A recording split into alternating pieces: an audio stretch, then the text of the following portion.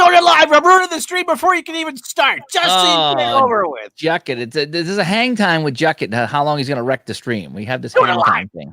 So breaking news, Saturday Night Chat. I'm Dave. I'm joined by Ron again, unfortunately. And we brought in a neutral party here, Al, who's going to try to keep Ron in control. Al, welcome to the Saturday Night Chat. Thank you. You can't control Uncle Ron Jucket. You can only hope to contain him. Thank you, Dan. Thanks, Mr. Patrick. Sometimes we try to do that.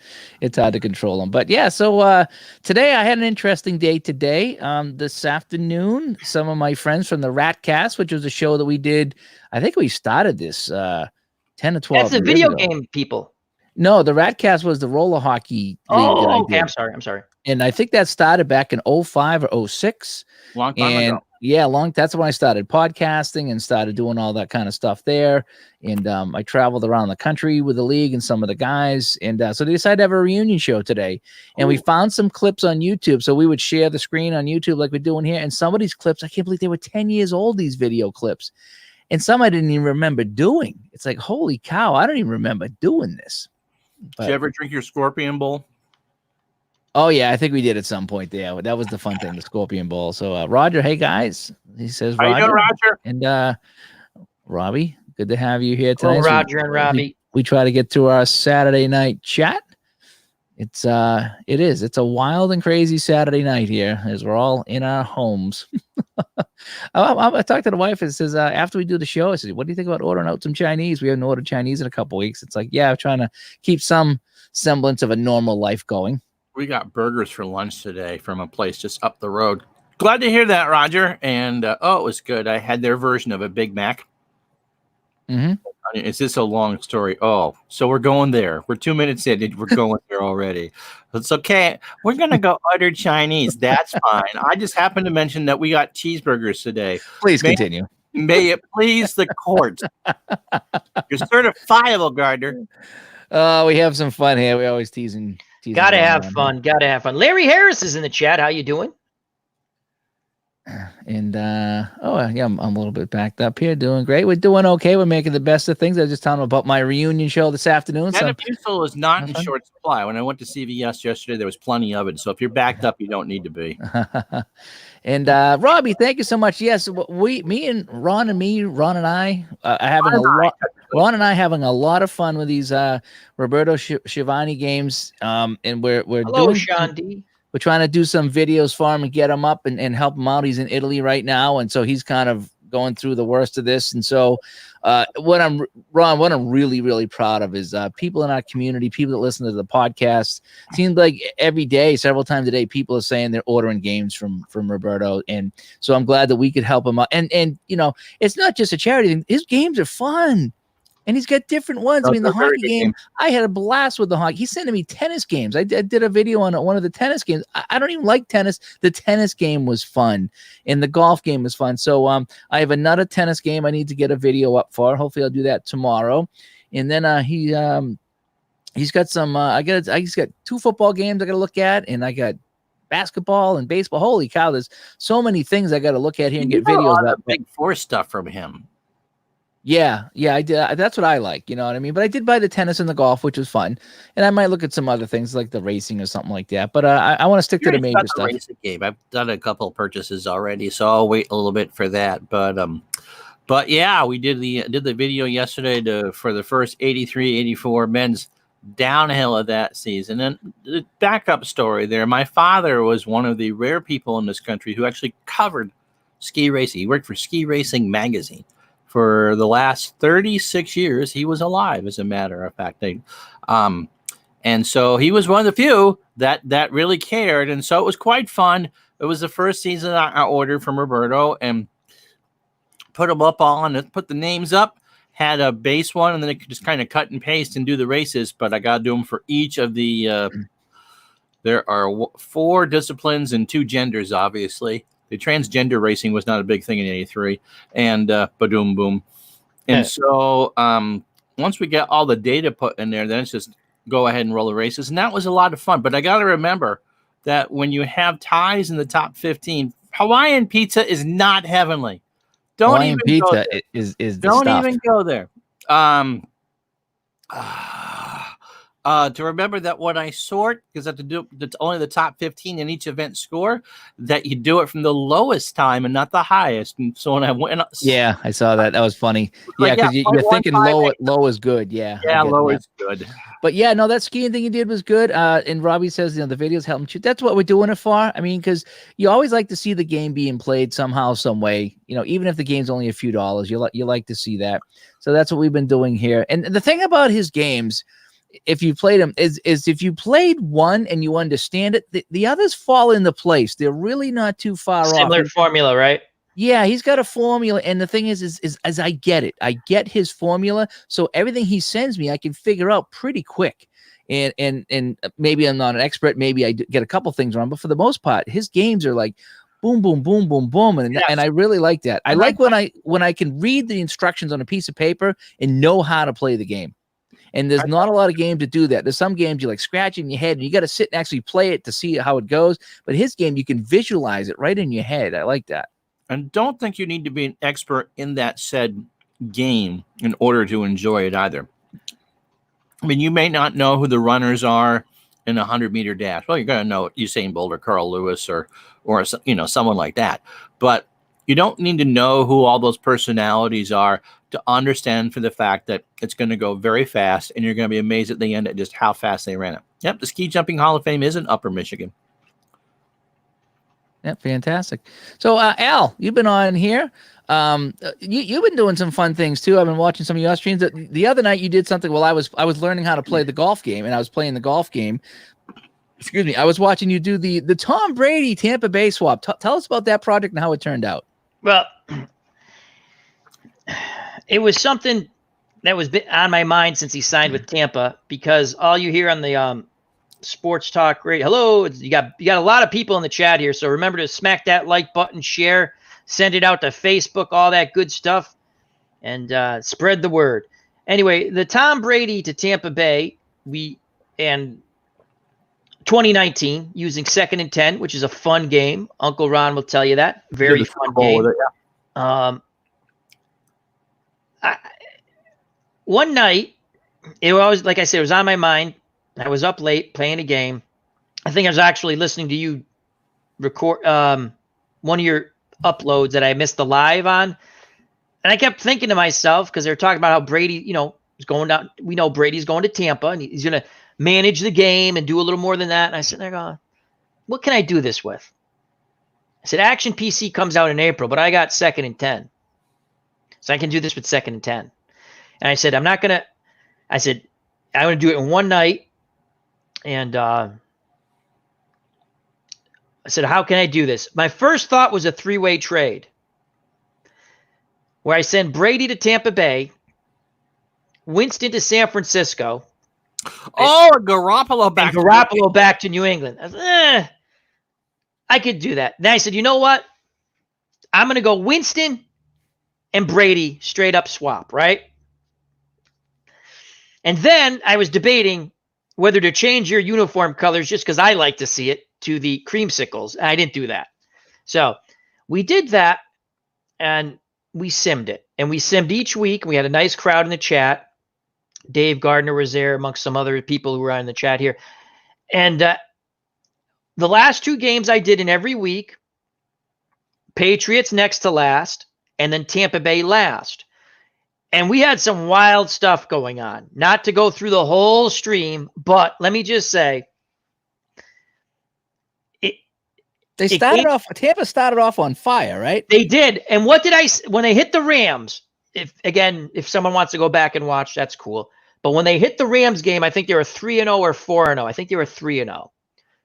And actually, I think they were 3-0, because I remember saying you would take 3-1 after 4 weeks, because the Rams had good offensive skill players. They lost a lot of close games. They had skill, right? And I said, this is a game where I think they're going to lose, because watching the first 3 games, Tom Brady was not putting up big numbers. They were winning like 12-7, 14-10, so on and so, close games. He wasn't making mistakes. Winston in Tampa Bay was notorious for throwing a gazillion interceptions. Yes, he was. Yeah. Thus putting his defense back on the field a lot in bad spots. So in week 4, they lose, and they're 3-1. So we go quickly through the project. Well, not in the stream because we were talking to chat and having fun, and people, Dave unsubbed, resubbed. I was getting the notifications all the time, and so it's a typical Dave stream. yeah, that's what I said. So, and then I think Apichat had one of the lines of the night. He says, "Dave, how many times have you unsubbed and resubbed during this stream?" So we came down to the final week, but here's the wild thing. And again, if you not watched it, I'm going to ruin it for you, which is unfortunate, but spoiler alert. With 2 weeks to go, the Patriots with Winston at quarterback are 6-8. Wow. With 2 weeks to go, Tom Brady's Buccaneers are 8-6. Okay. Now, because another cool thing with 2nd and 10, they give you the breakdown of and even before that, before I looked, I go, well, because I just remembered who the Patriots had beat. They won most of their games in their division. They really didn't win any games outside their division. Not too many. All right. I said, if they win their last 2, I think they win in a bizarro 3-way tie. Right. But they need help because you need Buffalo to lose. Buffalo was 8-6 with 2 weeks to go. Oh my gosh. Yeah. And they lost their last. New England beats them in week 16, right? The Jets beat them in week 17. Oh my word. And then the Patriots beat a halfway decent team in week 17. I can't remember. Miami. So, yeah. And Miami gave actually not a halfway decent, but they give them trouble. I'm sorry about that. I'm getting mixed up with another team. But so now they finish 8-8. And I'm like, I think they won the division. And we find out, obviously, they did when we go to see the numbers, right? Now, if Chicago, this was the other incredible thing. Sportsman Z left. I get it. It was a 2-hour stream, and we had people coming back and forth. It was fun. So Chicago, which wasn't even an emphasis in this project, became a side interest to me because Bob, Sportsman Z, is a big Bears fan, right? And they were like 0-6. They came out of nowhere. Last week of the season, if they win, they're in. Okay? They lose. Now Tampa Bay, as I sang, has the whole world in their hands. They had their whole playoff world in their hands. The Tampa Bay Bucks had the whole playoff world in their hands. And they're playing an absolutely crappy Atlanta Falcons team at home. So the Falcons come on the road. They're not a good team like in reality on the road. And they come in and they spank the Bucks. The Bucks finish 8-8, miss the playoffs. The Patriots finish 8-8, win the division in a bizarro 3-way tie because they had head-to-head record against the Jets and Buffalo. Now they go to the playoff. Now, the Ravens went 15-1, and they were like, what were they, 12-0 at one point? And finally they lost. And then, Don Shula, they can pop the cork because God forbid you even get an undefeated team in a sim. You get hate mail from the Miami Dolphins. So now Chicago makes the playoffs because Tampa Bay loses at 8-8. So they make the playoffs. So here we go. The Patriots get the home playoff game because they're 8-8. Because they won the division. Right. Now I think that rule is going to change going forward. I think they've changed that. I know they talked about it. I'm not sure if they changed it. I think they did, but don't quote me on it. So now the Raiders come in at 10-5. And I'm like, they're going to kill us, right? And I'm just hitting a button. You can ask Dave. I'm getting like excited. I'm jumping up and down. I'm screaming. So now the Patriots beat them. Winston has a great game. And I turned, I said, and that's for this. I go, this is a Tuck, it's a Tuck revenge game. And then I said, and that's for, hello, Nurse Teresa. Hey, Teresa. Hi. I said, that's for that BS roughing the passer call in 1976 that I'll never forget to the day I die. And I was only like 5 years old, but I remember my parents getting mad. Sugar Bear Hamilton. Boop. So now they beat them, right? Now we move on to the next week. They go to Kansas City. There's no way they can win in Kansas City. Well, guess what? Winston does it again. They beat Kansas City. Yeah, that was nuts. That was like, oh my God. And again, I'm just hitting a button. I'm not playing the games, right? So now Minnesota, not Minnesota, I'm sorry. Now they go to the championship. They're going to Baltimore, the Ravens. Ravens killed them in the regular season. And I said, well, this is the end. It's a nice run. Winston gets 2. The Lord Sith has trained Winston.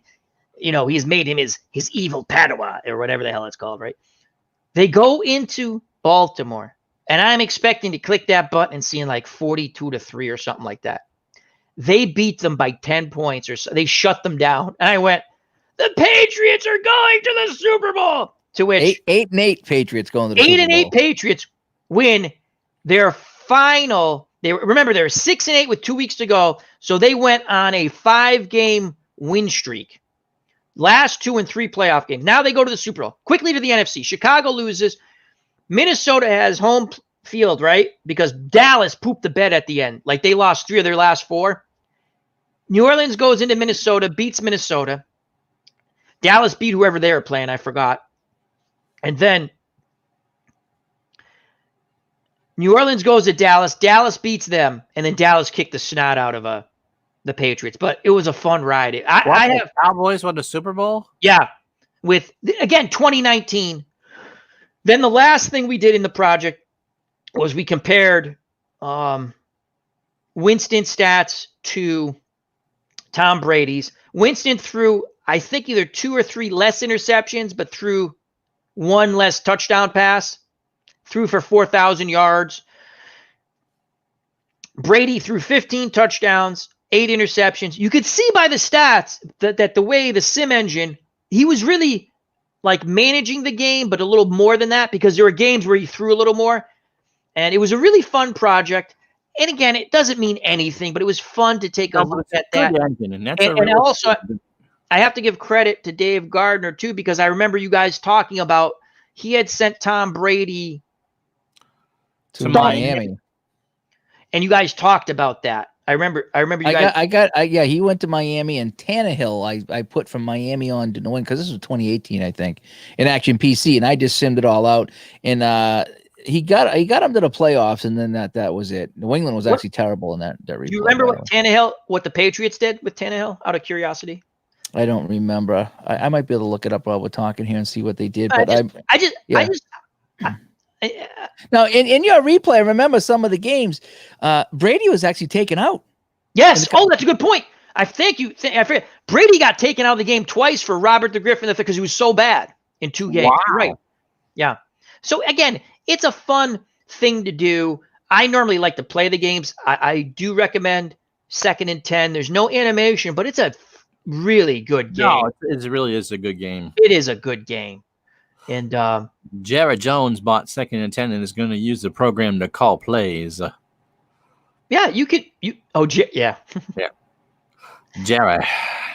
And at the end of Super Bowl, I call it the battle of the 2 Lord Siths, Bill Belichick and Jerry Jones. So it was a fun project. I have other projects like that on my mind. I'll probably be doing some stuff with Action PC similar, where I just put a bunch of teams together and we'll quick sim them. I'd always be curious, and I've never done it because it involves work. If you took Brady in his heyday and Peyton Manning in their heyday, and you swapped them, have Brady with the Colts and Manning with the Patriots, how would they do? Because it always seemed to me that Manning had much better receivers around him than Tom Brady. What would you just say their heyday was their best stats? So Manning in the 2007 undefeated Patriots, because that's the Patriots' best. Well, that was Brady's best year. I mean, sure. I'm sorry. So Brady's 2007, he would go play for the Colts. Is that how that would work? Well, you'd want a Colts team that was considerably good. The Colts won the Super Bowl the year before, right? Is that the year they beat the Bears? Yeah, that was Super Bowl stunk. Yeah. Yes, it was because bad wreck. I was going to win. Go ahead, put up the graphic there, Gardner. You let him tell a 10-minute story and leave him be, but I'm going to tell a 30-second. I'm a guest. You're a regular.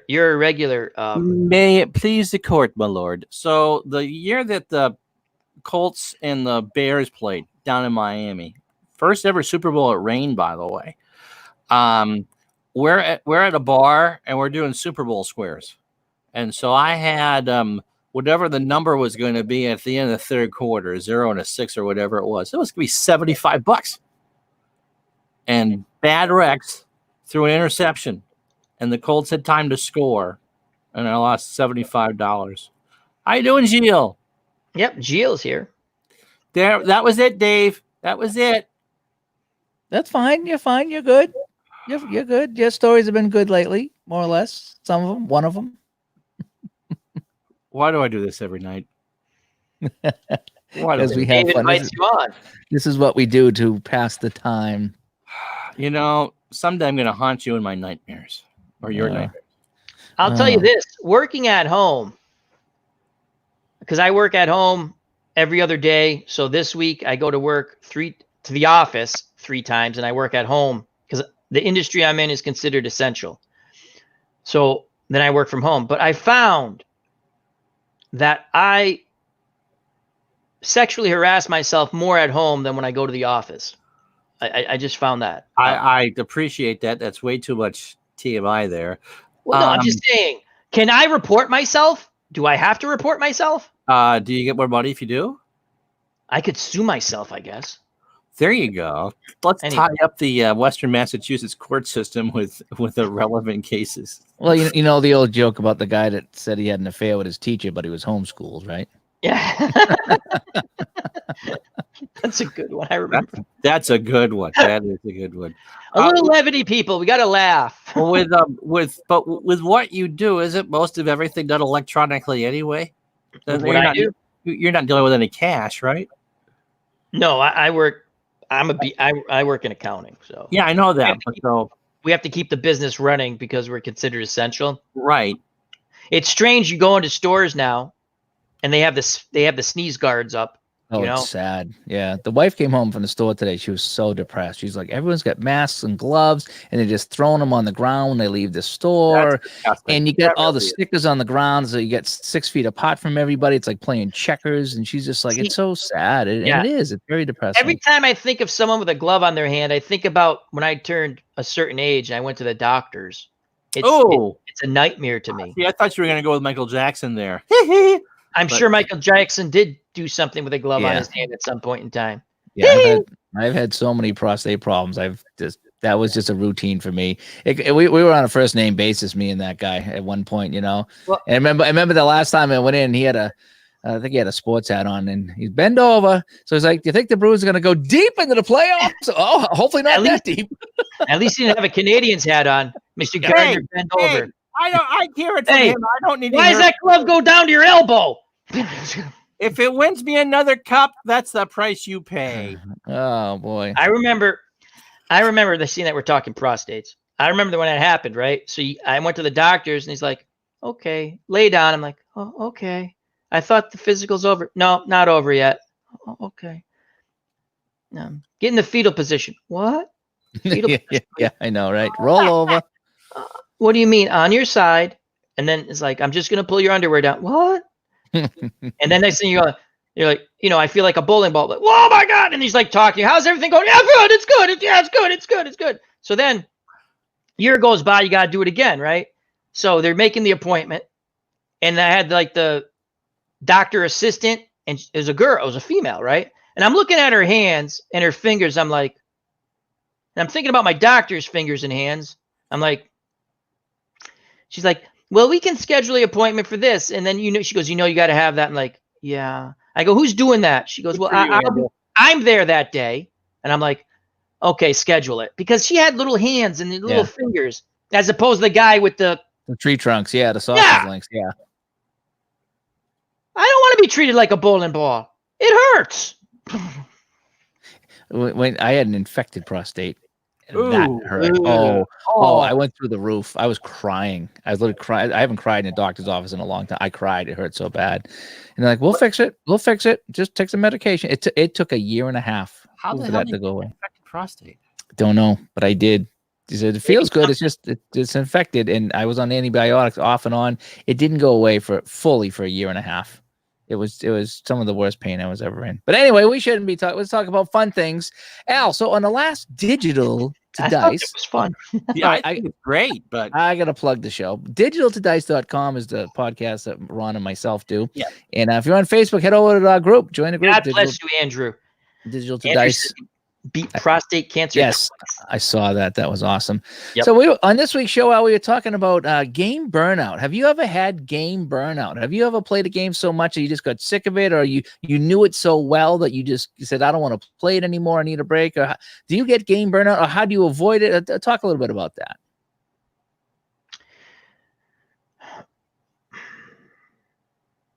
You know, I sort of, but no, because I have so many different games. I don't know if it's burnout, but I decide like I want to play something different. And that's, I guess, how you rotate a lot. I rotate the games. And what happens is then I think I'm like, oh, I want to go back and play. And I guess I'll plug Pine Tar Baseball right now because I'm enjoying it a lot. So I have another project coming up with Strat, Card and Dice. And I said, oh, I'm going to start that. And I'm like, I kind of want to still play Pine Tar. So then when I guess I get a little antsy to play another game, then I go do that. Did I have burnout? Project burnout sometimes. Project burnout. That's easy to do. But a game burnout? No, because I just play something else. You know? Okay. I mean, you rotate your games a lot. You have different games. So yeah, I wouldn't imagine. I can see if you're playing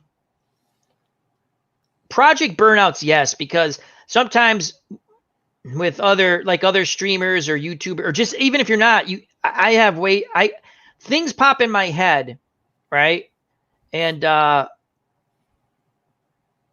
want to start it. Are you sure you're not tired of the 72 Dolphins slapping you around? No, I like being slapped by the Dolphins.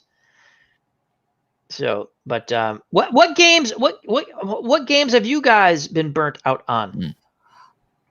I'm not sure I've ever been burnt out on a game. There are games that I realize that I've played a bunch and don't like as much or change the rules around. They go back through. But as far as, I'll never play again, I'm not sure that's I've ever. Yeah, I don't done. have that either. Yeah. The project burnout, that's a thing. Yeah, when you're like, okay, this project is really coming to a grind right now. And you know what brings me back when I have a little project burnout? And it doesn't even have to be the same sport. I'll watch one of our friends in the YouTube community, or maybe some, sports sims usually, right? Mm-hmm. And they'll do something and it just triggers me to go back because they're enjoying it. Like whether it's you or Uncle Ron or whoever, it could be Appa Brian or Sports Time Machine or Sportsman's. Mm-hmm. I watch a lot of different people, and I'm going to forget to name them all, and I apologize, but I'll see such enjoyment they have, and then all of a sudden I'm like, you know what? I want to go back to do this project. Can be completely different. It's just something triggers me. And you know what's good about that too is I like when I do a project and somebody says, I want to try that. Okay. Yeah. Because I've seen you guys do stuff and I do it. And I'm like, I hope they don't think I'm being a copycat. But I personally like Robbie is doing the 1972 Summit Series on Action PC. Yeah. After he watched my review of the shootout one there. And I was like, that is so cool because I want to see how his turns out. I was just going to say that. And so it's like, never feel bad about doing a project somebody else did because we want to see how it turned out. We really do. Yeah, no I like to. The same. What I learned was, and Ron's doing the 78 baseball season right now. Okay. I'll tell you this. I did a 78 offline. I think I put a couple of games on digital. What's that game called? Digital Diamond. Yes. Thank you. And Eric from Higher Ground Gaming did it with Strat. Now I had horrible luck. So then the Red Sox weren't even close to what they were. And I finished it offline. Right. But then I did a 78 one and done playoff, right? What I found out, what was interesting to me was the Dodgers, which had a good team anyway, right? Won in Digital Diamond, okay, with my offline where I just simmed the playoffs and all that after when I was done. In Eric's Stratomatic PC, the Dodgers won. In the one and done I played, I believe I'm almost sure it was the Dodgers who won. Atlanta had an incredible run for you. And so I'm interested to see in Ron's, and they're battling Houston right now. They're battling Houston, who could win at home. They're not a good road team, but they can win at home. So it's statistical, so it's going to be similar. What basketball games? What game is he talking about? Oh, Red Fast Fan Break was and playing Hoops. Hoops is sold from ASG. Okay. Anyway, no, it's curious because I thought Pittsburgh was going to run away and hide, and then they've slid. And so Philadelphia's within a game and a half. I mean, there's so many variables now because we're not playing real sports forever. We're going to get all the way through that season. I'm very curious to see who comes out of that. I thought Milwaukee would do better because their starting pitching is incredible. But the Yankees finally got caught by Baltimore. I don't know. You could have all 4 real playoff teams. You could have them all. And yeah, DJ John did his in Strat as well. And he had Reggie Smith was his NL MVP. And I want to say did Larry the Dodgers win it? Did the Dodgers win his DJs? Yeah, who won yours? I had a game today that I had to shut off. Speaking of burnout. So I'm doing the Red Sox and Mets from 86 all offline on Strat.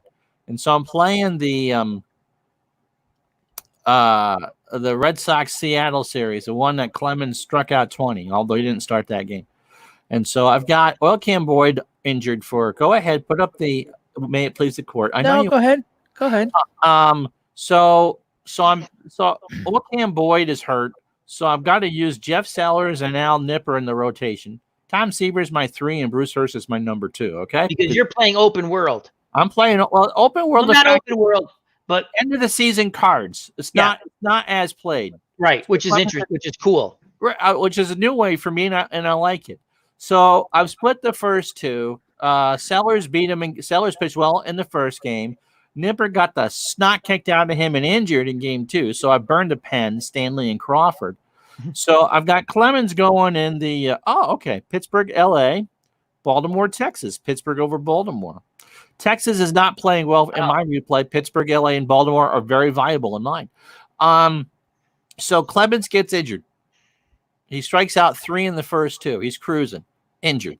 Somebody rolled a 6-12, which is an injury on that card, on all pitchers' cards. Okay, fine. He's going to miss 5 games. I keep going.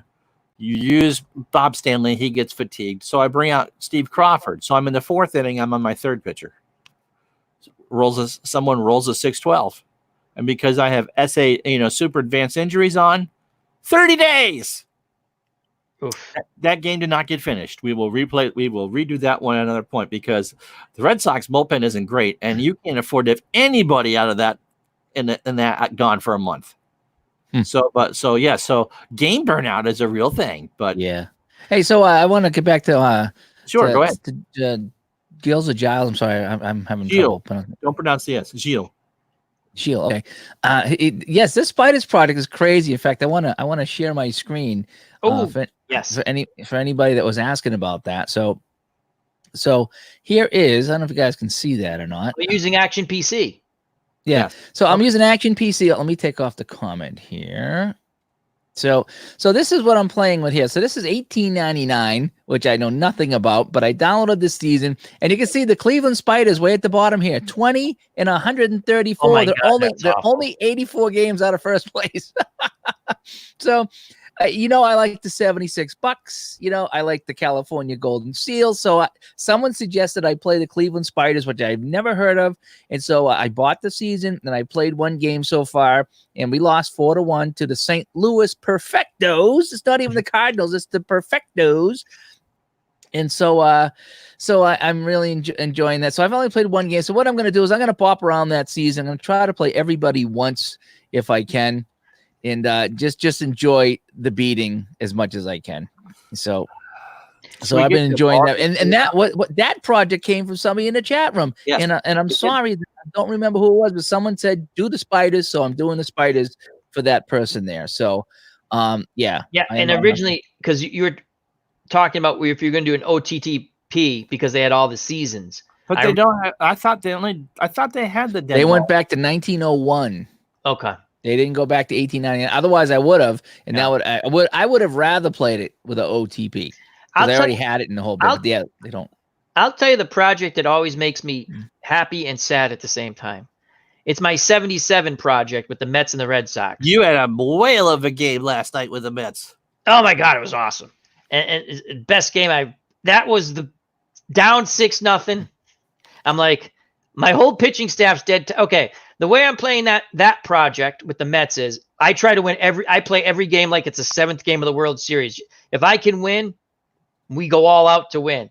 That being said, is at some points in time when you don't have off days, your pitching staff gets really tight. Now I have no rested pitchers, and that was a fun game. But that makes me happy to play the Mets because they have some talent in 77. You can play all kinds of crazy way. Ronnie Hodges is actually pretty good.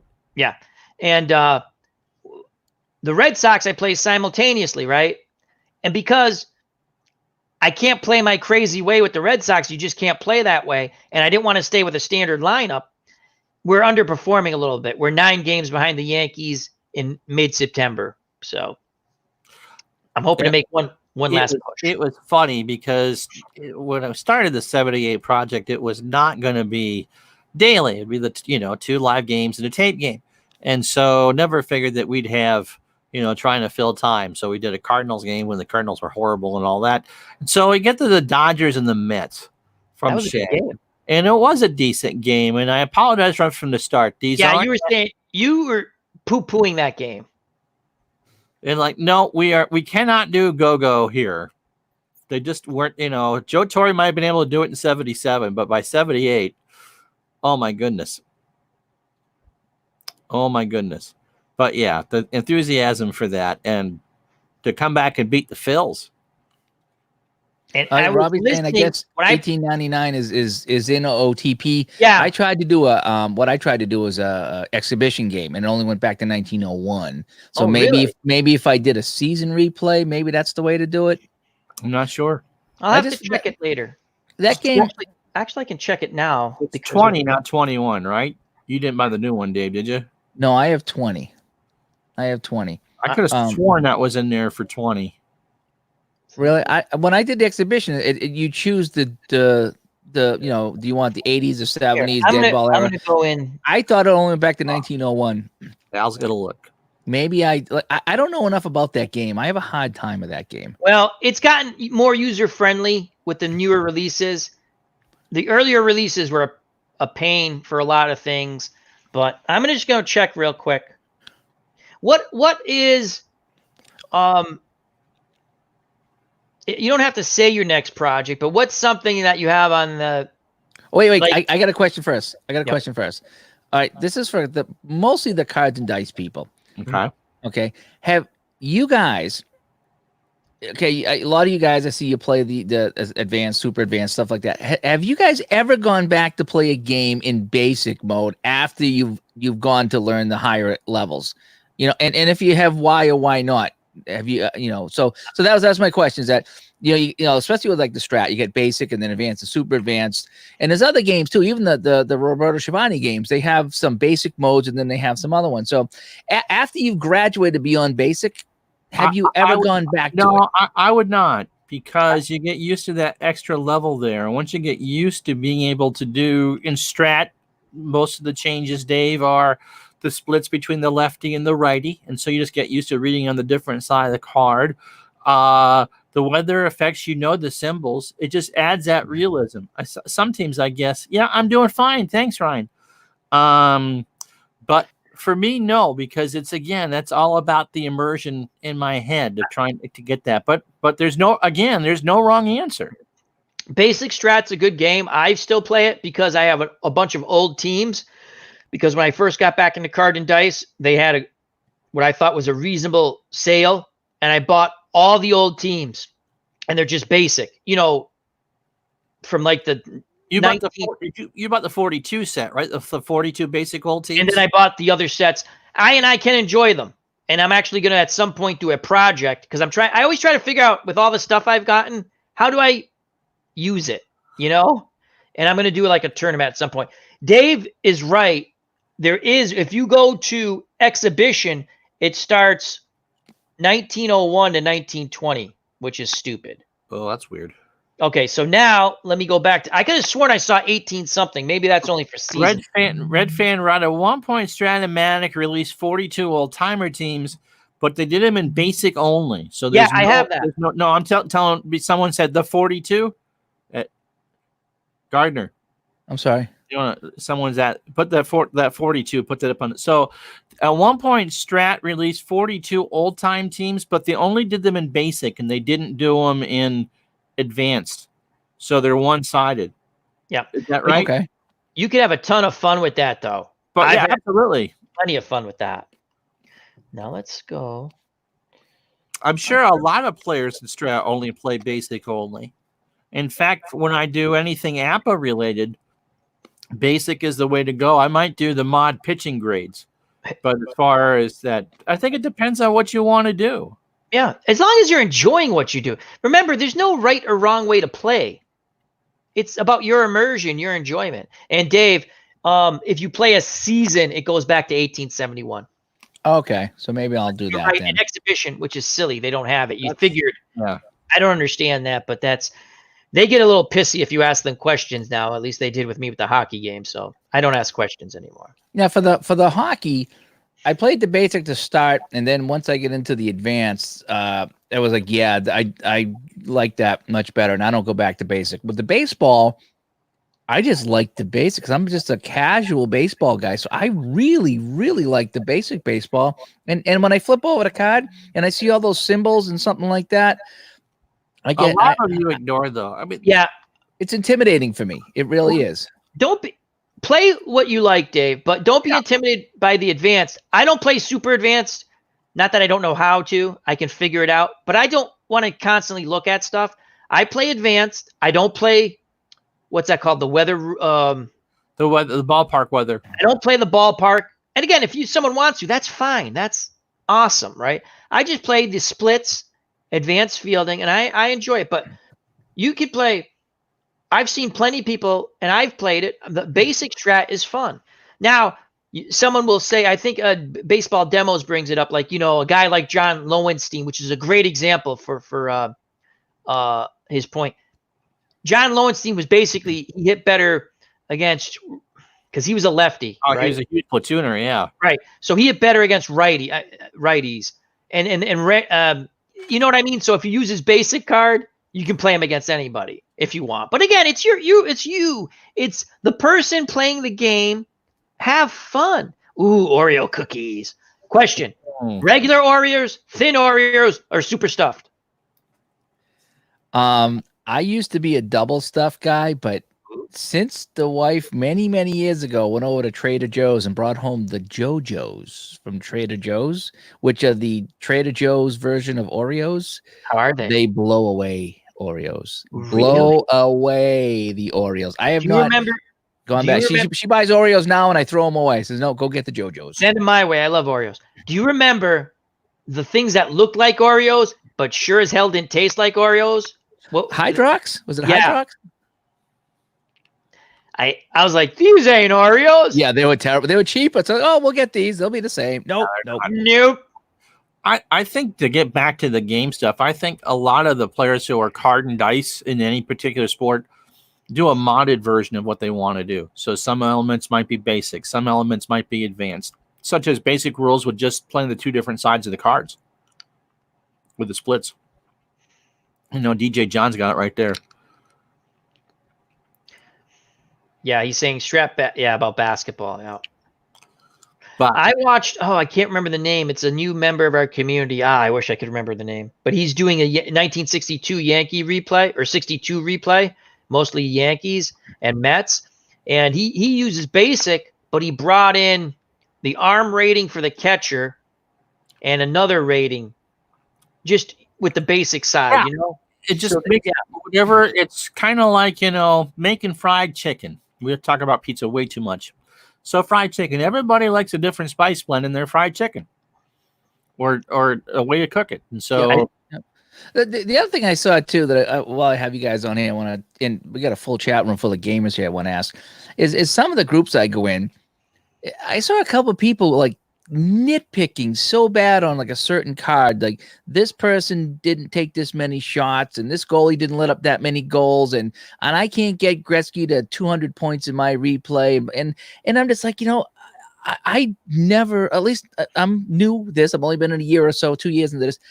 I can't see myself overthinking it that far. It seems like these people overthink it. Just play the game and enjoy it.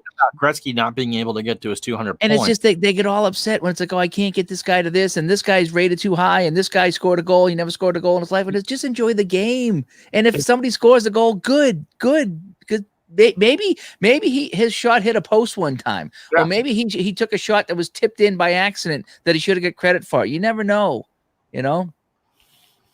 PJ, I wasn't making a food reference until you tuned in. I knew you were there. But, I think it's a case of, I think people do take a look at the cards too seriously. And to go back to what someone said a few moments ago, by the end of the season, it should all balance out. A well-designed game should all balance out. And I remember being part of the Skeeter Soft community, which cards in the NP3 games. And someone would say, I've done a short series for this, and this can't possibly happen because pitcher X did this. And thanks for that reminder, Big Lou. Mm-hmm. And I think people get disappointed too because they try to do a replay and expect to like a Miracle on Ice or something like that, which will never happen again. Well, let me finish my point.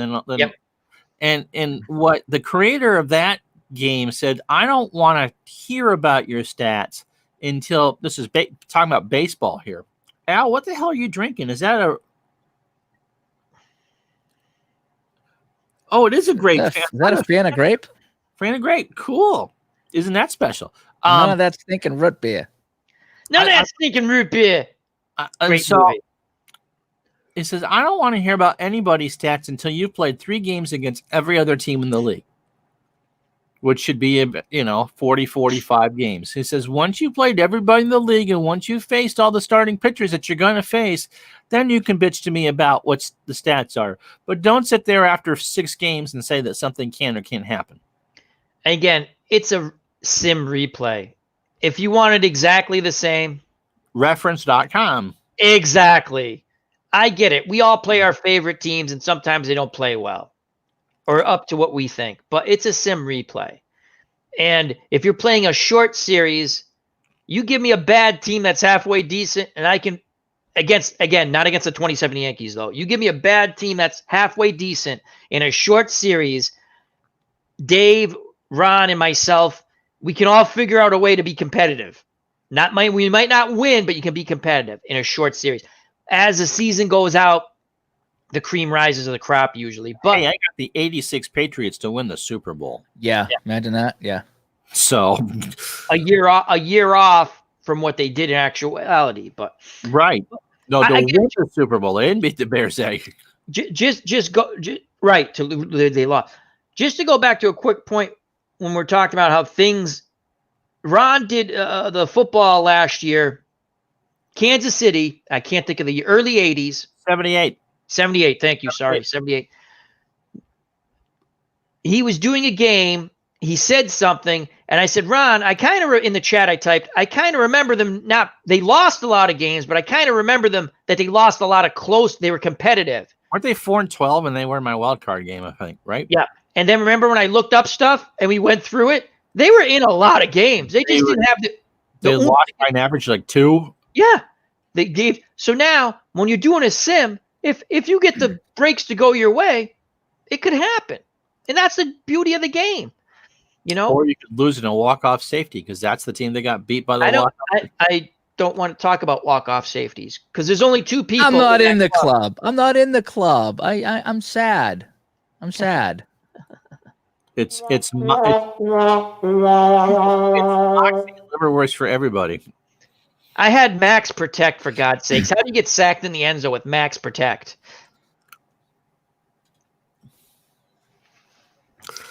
You should see when Ron did the skiing. He had the worldwide sports announcer voice going when he did that skiing. Oh, it was awesome. It was awesome. I sent that to my mother. She doesn't watch a lot of my stuff, and she said, "What's this with the Vin Scully voice?" Yeah, yep. I loved it. And just to go back to that, I've enjoyed what Ron and Dave have done with those Cheverini games. It's a lot of fun. Oh, it is. We're gonna have a lot of that. It brings back the skiing, I was telling Ron offline and Dave offline, certain things bring back memories. And I used to watch skiing on like whatever, Wide World or Sports or Saturday Sports Spectacular. I think that was CBS, and I forgot what the hell NBC called their thing. Sports World. Sports World. But, you know, you'd watch it because you could root. You didn't have to know the people. You know, that's America. That's Italy.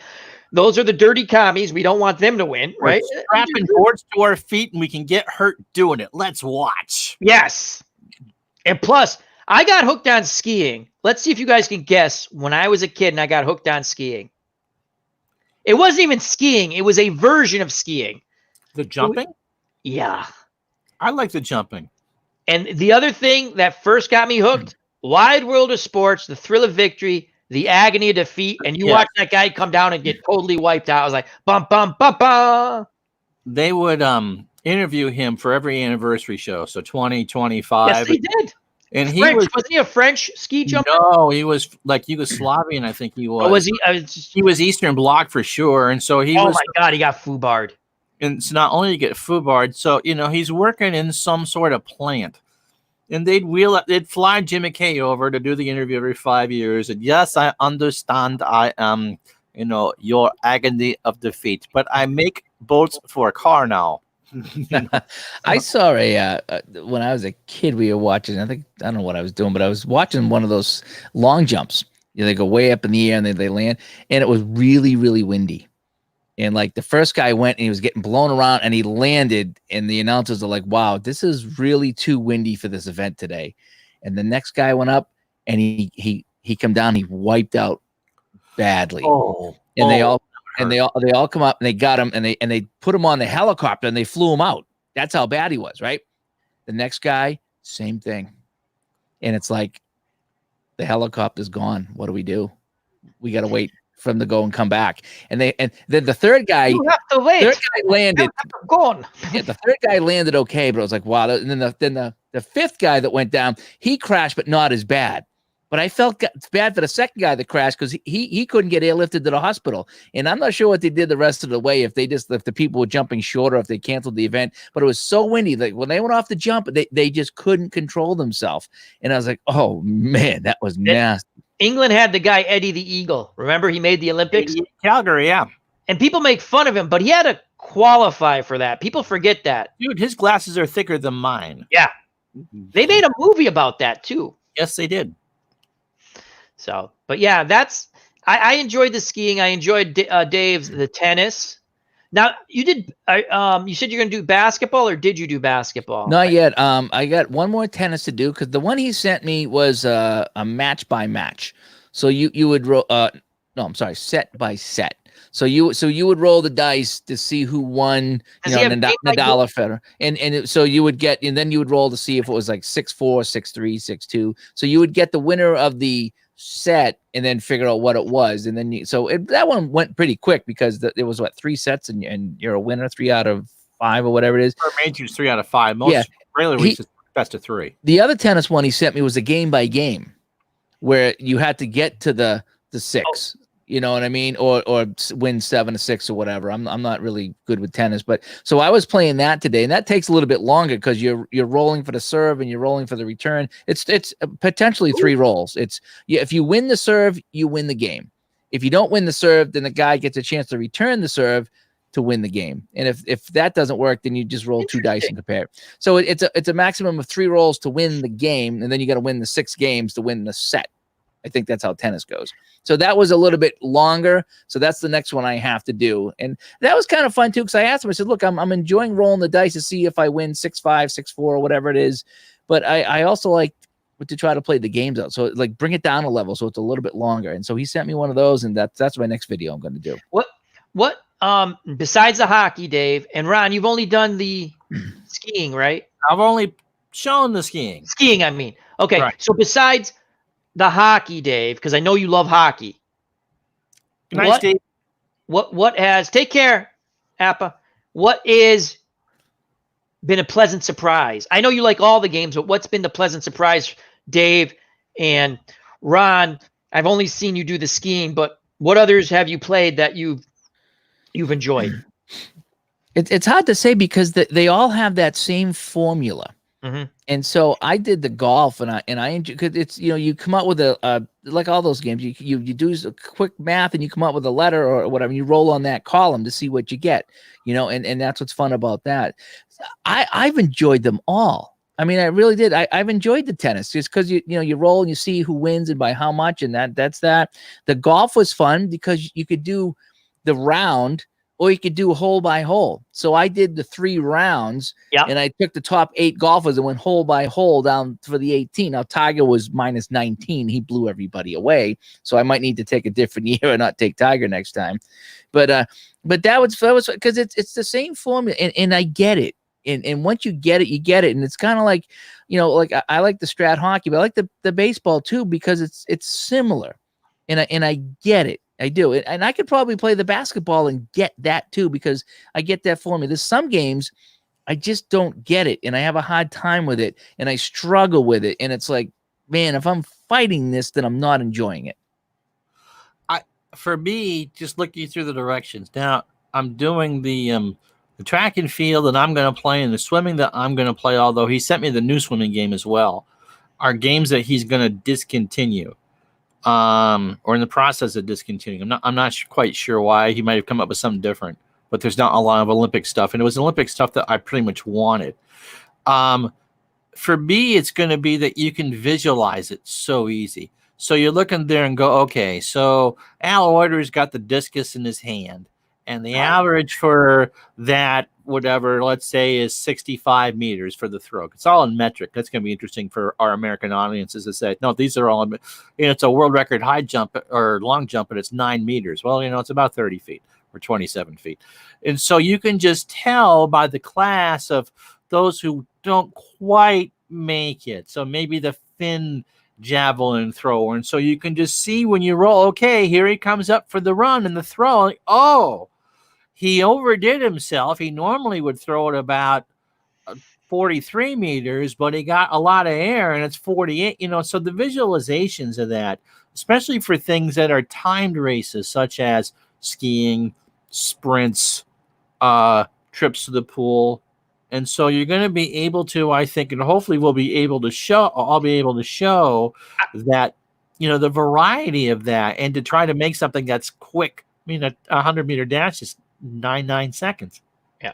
I think from what I saw with what you and Dave have done, with me, I could get the visual in my head. Right. And I mean, if someone, the skiing was phenomenal to me just because the names, I did remember some of the names. Yep. And the way the way you called it. So and when Dave comes back, I want to remind me to ask him, how does he compare these fast play games to the other? That's one of the questions judging from what I've seen of the fast play games. Yes. As we said, we first talked about the first night that he was showing them off. And I said, there's some meat on that bone. It's not just a final score game, but there is really, honestly, a storytelling aspect to Roberto's games that you don't always get. You can, I guess, if you heard the end of that answer, Dave, you can kind of elaborate what differentiates these from other. Dave, my question to you and Ron, because I played a few quick action, quick, whatever, finish games. Oh my God, I went brain dead. Quick play. How do you compare the Cheverini games to the other ones? And the question also goes out to the chat. If someone's played quick play games, how do you compare if you played the Cheverini games to the other quick play games that you've played? I find that he has this thing called the third die, okay, in a lot of his games. You're talking about that in hockey, I think. And he has that in he has that in the tennis and even the golf too. And what that does is if you roll the third die and that comes into play, you roll on another table, and that most of the time gives you a leg up. So like in hockey, it'll say like add 2 goals to your score, or subtract 2 goals from the other team, or instead of rolling on column B, add 3. So now you're rolling on column E or whatever it is, and that's a better column to roll on. So I like when they have that. So it's not just your offense, your defense, that's your number, you're done. Okay, that's the basic mode. But when you add the other factors, games will never be the same, because you could factor in this other role here. And then he has the penalty kill thing as well. So that factors in. So there's 4 different ways to play his hockey game. And I found that with the tennis too, that there's the basic mode, but then if you want to roll that third dice, and I did that in one of the games I did today, I rolled that dice and I added, 6 points or something like that to the guy's score. There's no way he was going to lose. It's like he just had a good round, and it's like he's going to win that. But it doesn't come into play all the time. It gives you that little variation, and that's what, like Ron says, the meat on the bone. It's a quick play game, but he adds some wrinkles in there that it gives you a little bit more to play. And with the time games, the race games, such as the tennis and the skiing, that third die is hundredths of a second. So you might get 2 or 3 that get that 1/10 of a second either way, but you roll that blue die that I had, or that 10-sider. That's a difference in a race between a medal and no medal. If I'm 1500, hi Bobby, 15 hundredths of a second might get you third, and 19 hundredths of a second might get you fifth. Yeah, so I mean, I do like the final score hockey from Downey. I like that. It had the clutch roll at the end, which I thought was fun. So if the game was tied or within a goal, you could have one last roll to see if you tied the game, or one last roll to see if you won in overtime. So that was, I did enjoy that. This one here, I mean, it doesn't have the clutch roll, but it has a couple other things that keeps it interesting. It really does. Because if you were just doing an offense minus defense that you're rating, that's basic mode. It works. But when you add the other wrinkles in there, that's when you get the variance. And in fact, the golf game, when I did the hole by hole, yep, I rolled a special. I rolled I think it was a 2. A 2 is a special. So I checked. So I rolled on the special shot, and it was 2 or 3 strokes below par, right, on that hole. And I think it was a par 3 or a par 4. So that gave the guy a hole in one. That was cool. Ernie Els got a hole in one. I rolled the dice for a hole in one. I remember. And then conversely, I rolled a 12 for somebody else. 7 or something. And it was add 7. So it was a par 4. I remember listening when you're talking about that. He got an 11. So I got a hole in one and an 11 on that. And so that was his game. And that's what made it fun, is that you're rolling dice per a hole, and 90% of them were par. I get it. But then you get that crazy roll, and that's what made it fun. Then you go to the secondary shot. So that was kind of cool with that. So I find his games are fun, and what Ron's been telling me about some of the other games, they're kind of the same way. If you get one, I don't want to say you get one, you get them all, but they're all pretty close. His formula, the way he does it, it's like, you do a thing on the chalkboard in class. If you get that, you'll get the next one, or it won't be too much different. And the thing with all the Olympic-based games is that all those results were kept. And so it's easy. So you don't even have to necessarily be an expert at that sport to come up with something that's good. If you got, as Dave said, if you got a formula that works, you can do it for it. Right. Another quick question regarding the Cheverini games. Say I was to order the Olympic boxing. How does it work when I order it? In other words, I make a payment. How is the game sent to me? Via email, download? Email. How long? Minutes. I'm sorry? Minutes. Oh, it depends. It depends.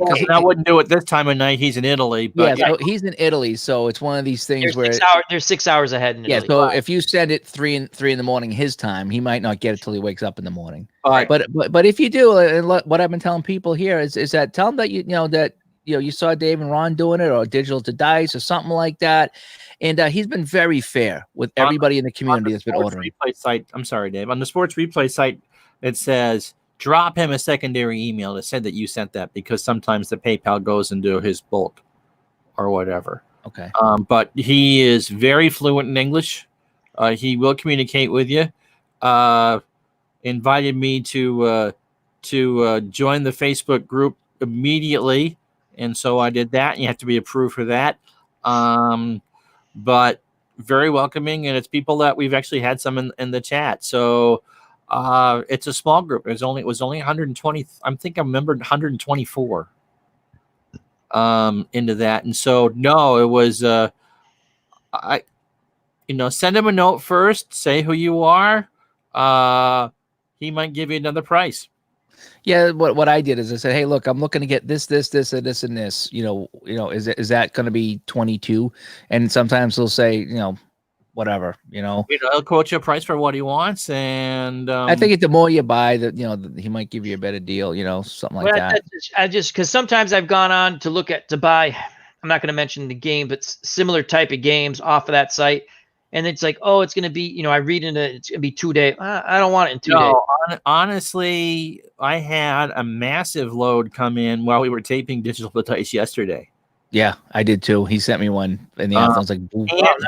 And if you ask for the directions for the Olympic boxing game, I bet he would send them to you, so you could. I want to pay. I don't want to. I want to. It was 12 euros for the boxing Olympic boxing. And right, so it's not an outstanding cost. That's not. Yeah.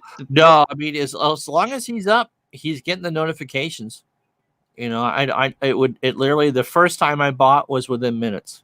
Because I remember I bought I want to try a baseball game. You could get the demo. You had to pay for it, which is fine. I had to email. I'm not going to say the company or the person. I had to email them over and over again. Oh no, this was not the case. Almost it's driving me nuts. It wasn't about the money. I just wanted to get the game so I could try it, and I got it finally about 4 days later. No, it would be if you ordered this late at night over there, you'd have it when you woke up in the morning. See, Kenny said he ordered his at 20 after 1 and got it at 2:30, but that's 6 hours. That's 8:30 in the morning. Yeah, Kenny on the Digital to Diamond Facebook page, which I am now a member of. Thank you very much. I'm enjoying that, as well as Pine Tar Facebook and Glory Days Boxing Facebook. Yeah, but someone doesn't take friend requests. You don't take. I sent you a friend request. Oh, friend Gardner. Oh, I sent you a friend request, Ron, and I have it set so because I would get the spammers. Oh, I have it so you have to be a mutual friend, but I thought I could send one regardless. It was up to me to determine that, because what would happen is you get them from. Yeah. Long story with anyone who doesn't know me in Facebook. I'm probably gonna get banned from Facebook again.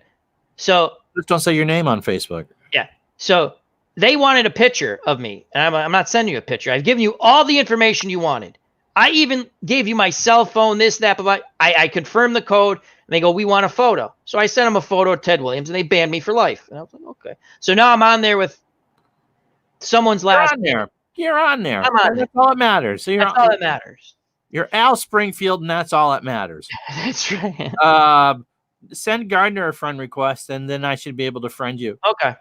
Because certainly I would take you. I was surprised I didn't see any friends, but no, it's set because you get them, and then they start sending you Facebook. Yeah, no, I understand. But I just want to say thank you very much to Dave and Ron that I'm part of Digital to Diamond on the Facebook.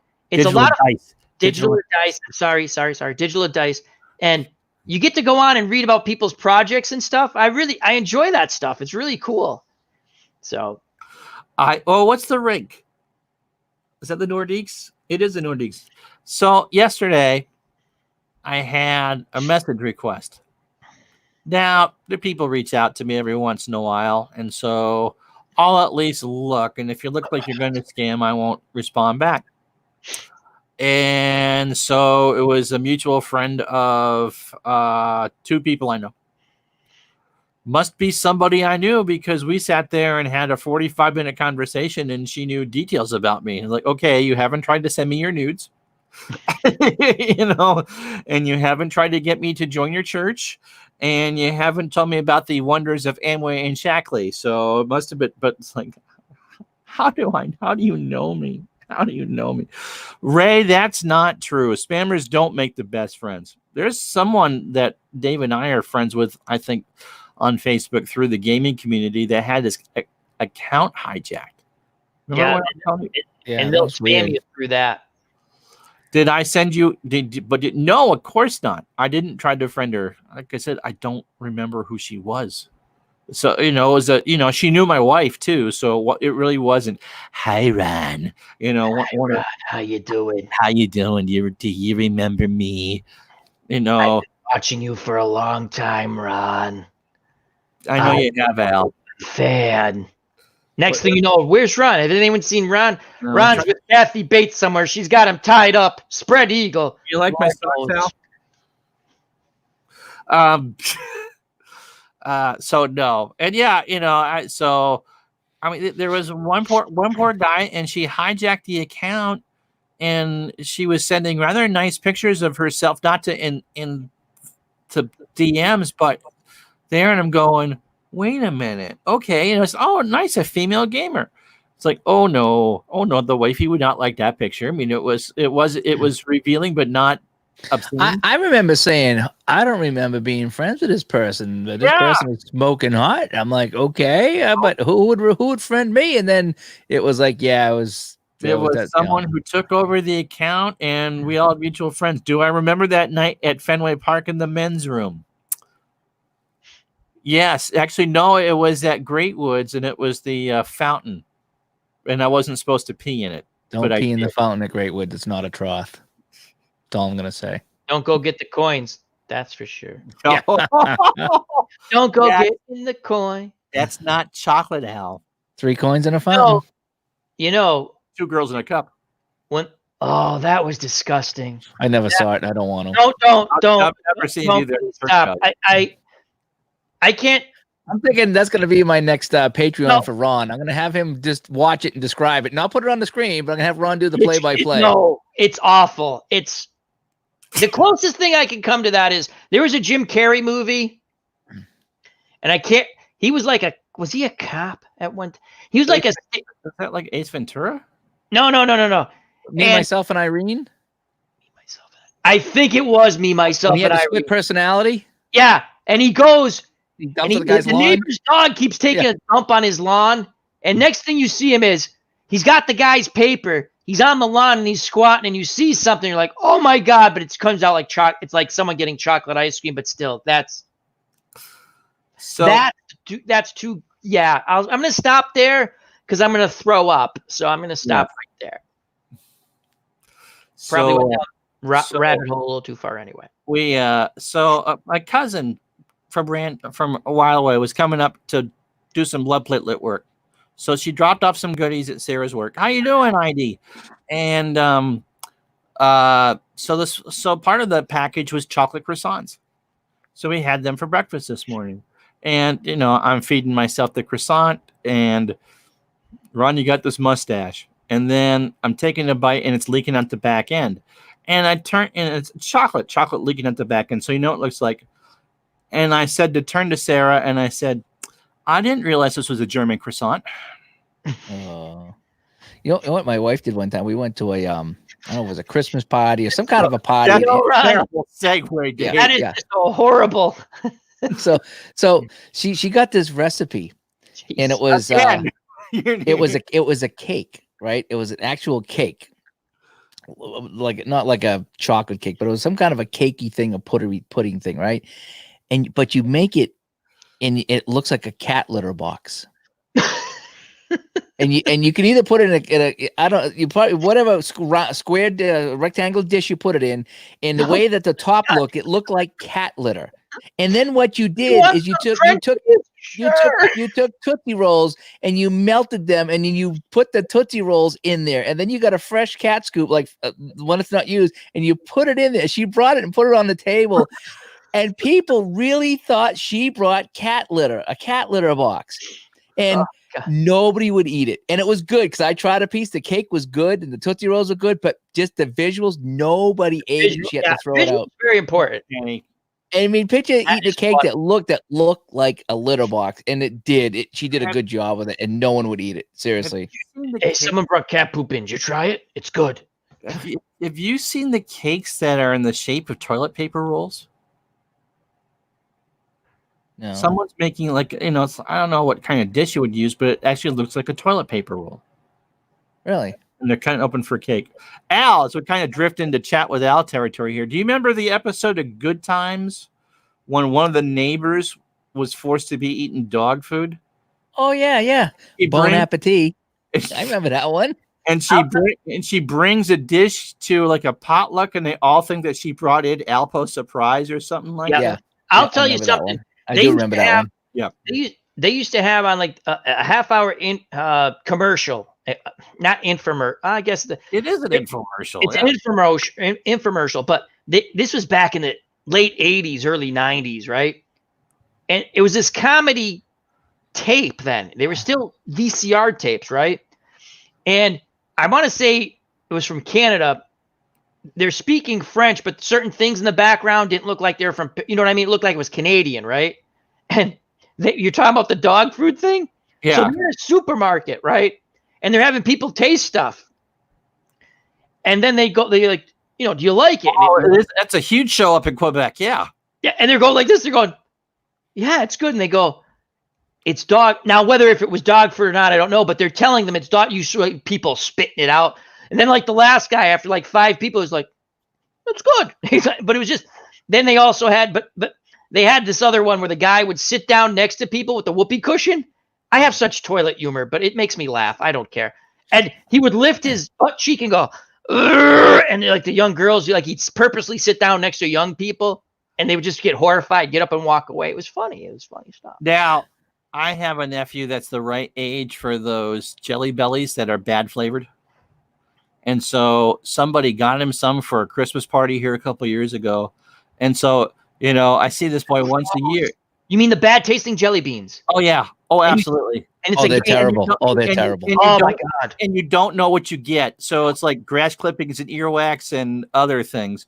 Barf. And- They have barf. Yes, I got the barf one. I got the barf. It tastes like barf. It does.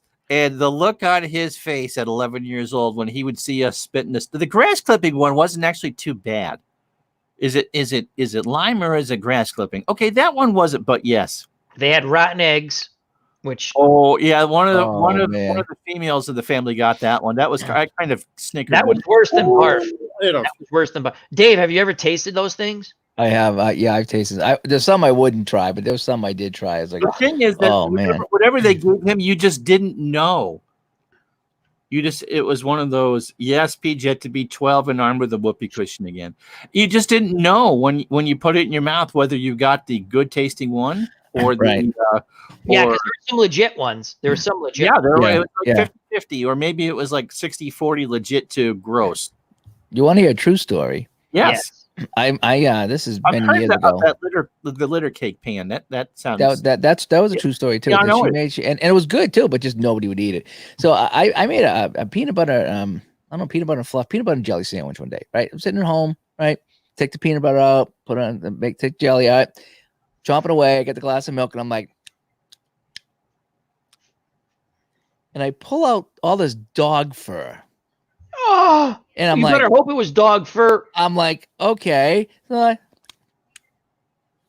And I pull out more dog fur. What the hell were your dogs doing? And I go over to her. So the wife was sitting on the couch when I go, "What's up? I'm having a peanut butter jelly sandwich and I'm pulling out chunks of dog fur out of the sandwich." She goes, "Oh yeah, that's the peanut butter that I dipped the dog toys in and give it to him."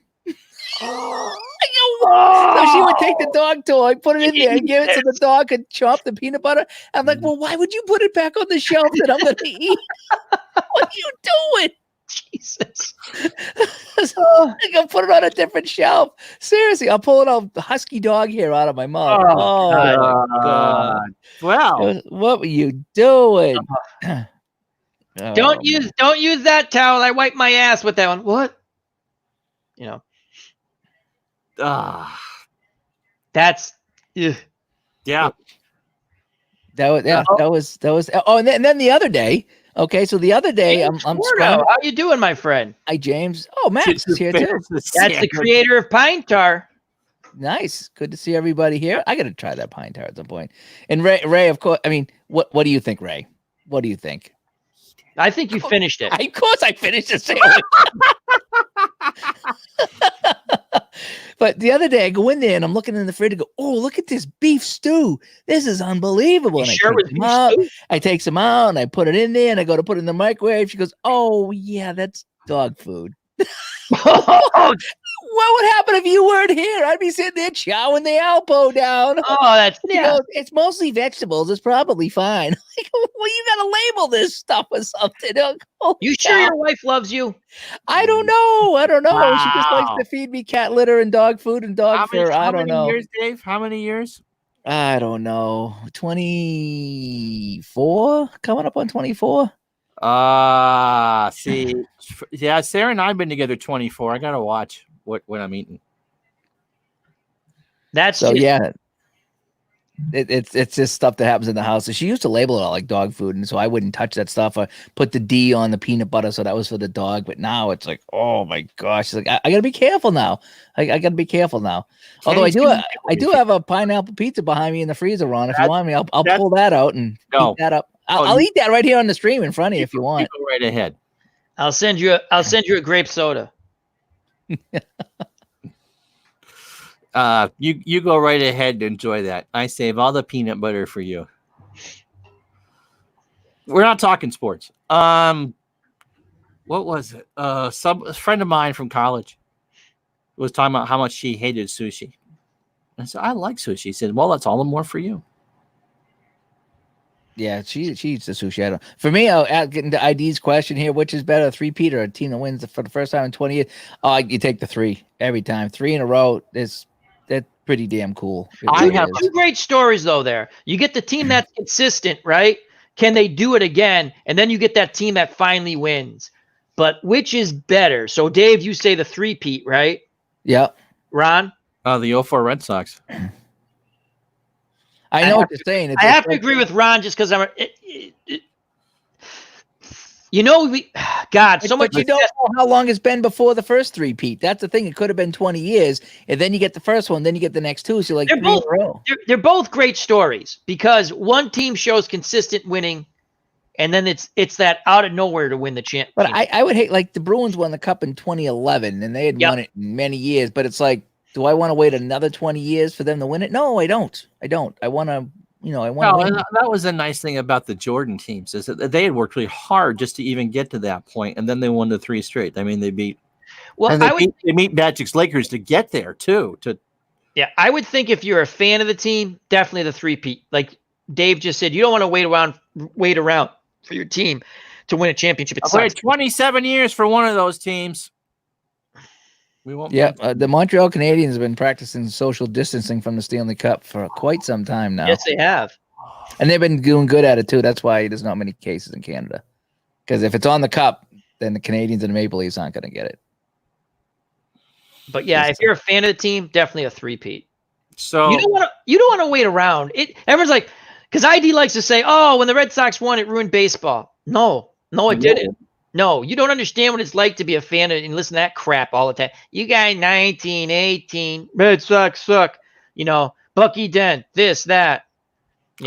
Gary Thorne, when he called the Rangers winning the Cup in 94. Yep. It was 1940 no more. Yep. And you could just sense the relief. I got a great Maple Loop story. Maple Loops. We don't give a shit, ID. How's that?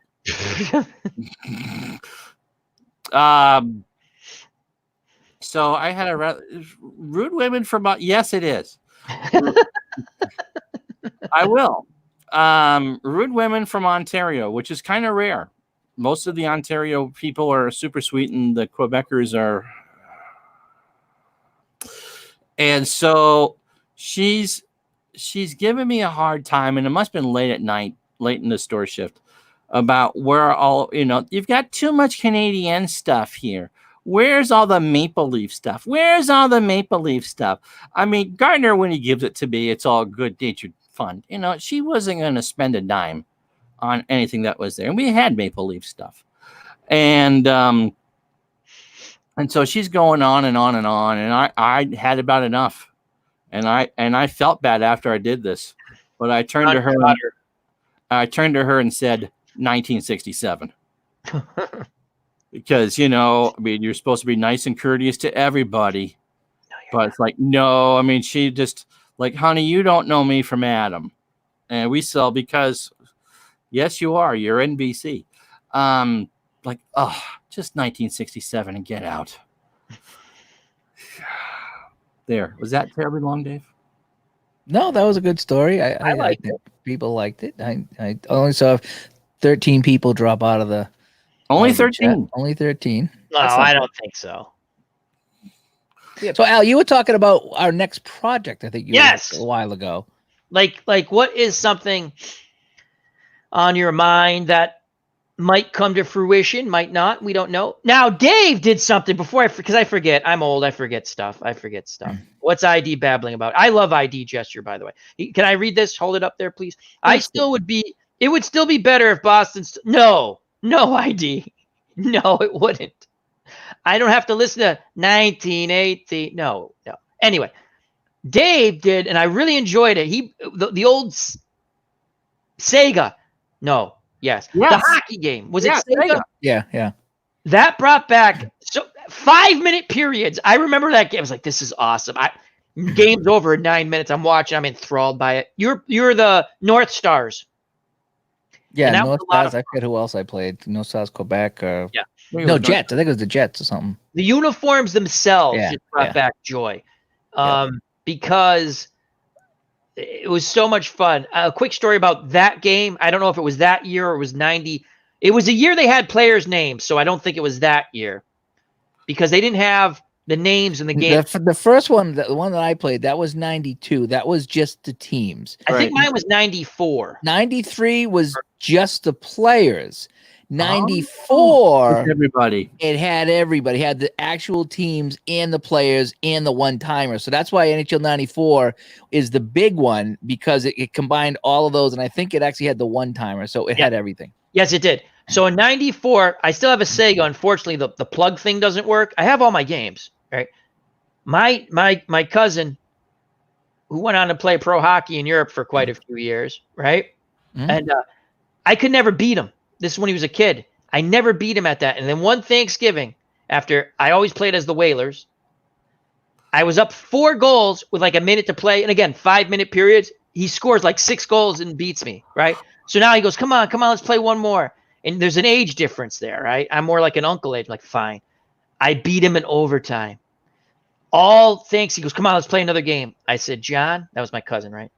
I will never, ever play you in that game again. And, and to this day, I went over just before the coronavirus thing. We ate at his house. He jokingly said, I got a new hockey game. You want to play? I went, no, John.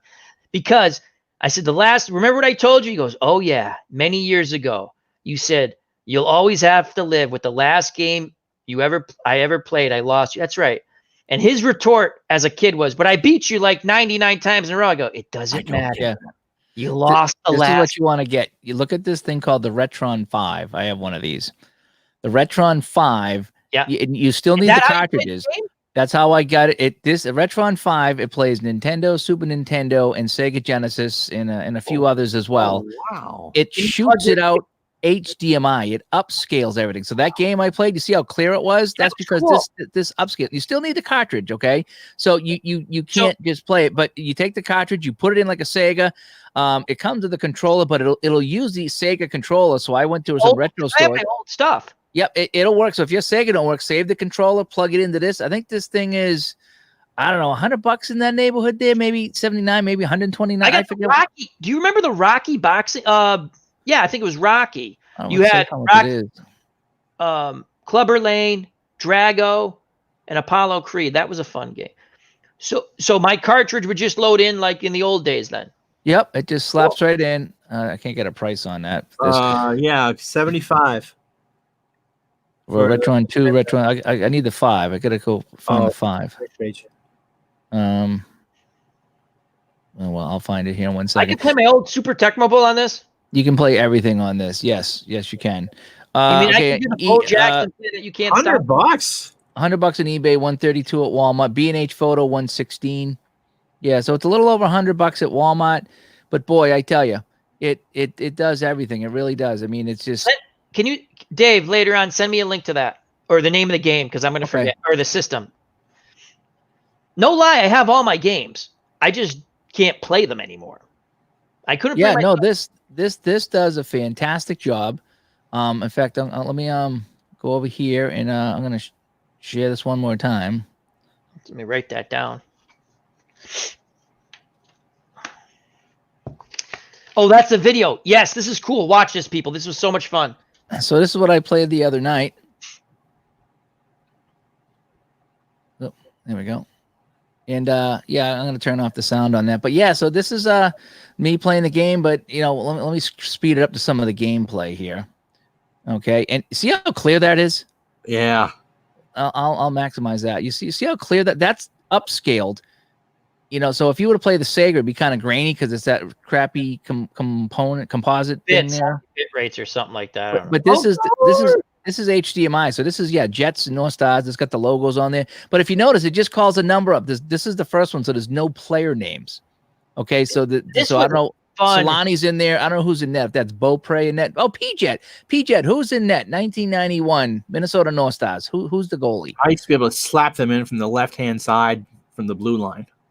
Yep. This was a really fun game. I remember playing Atari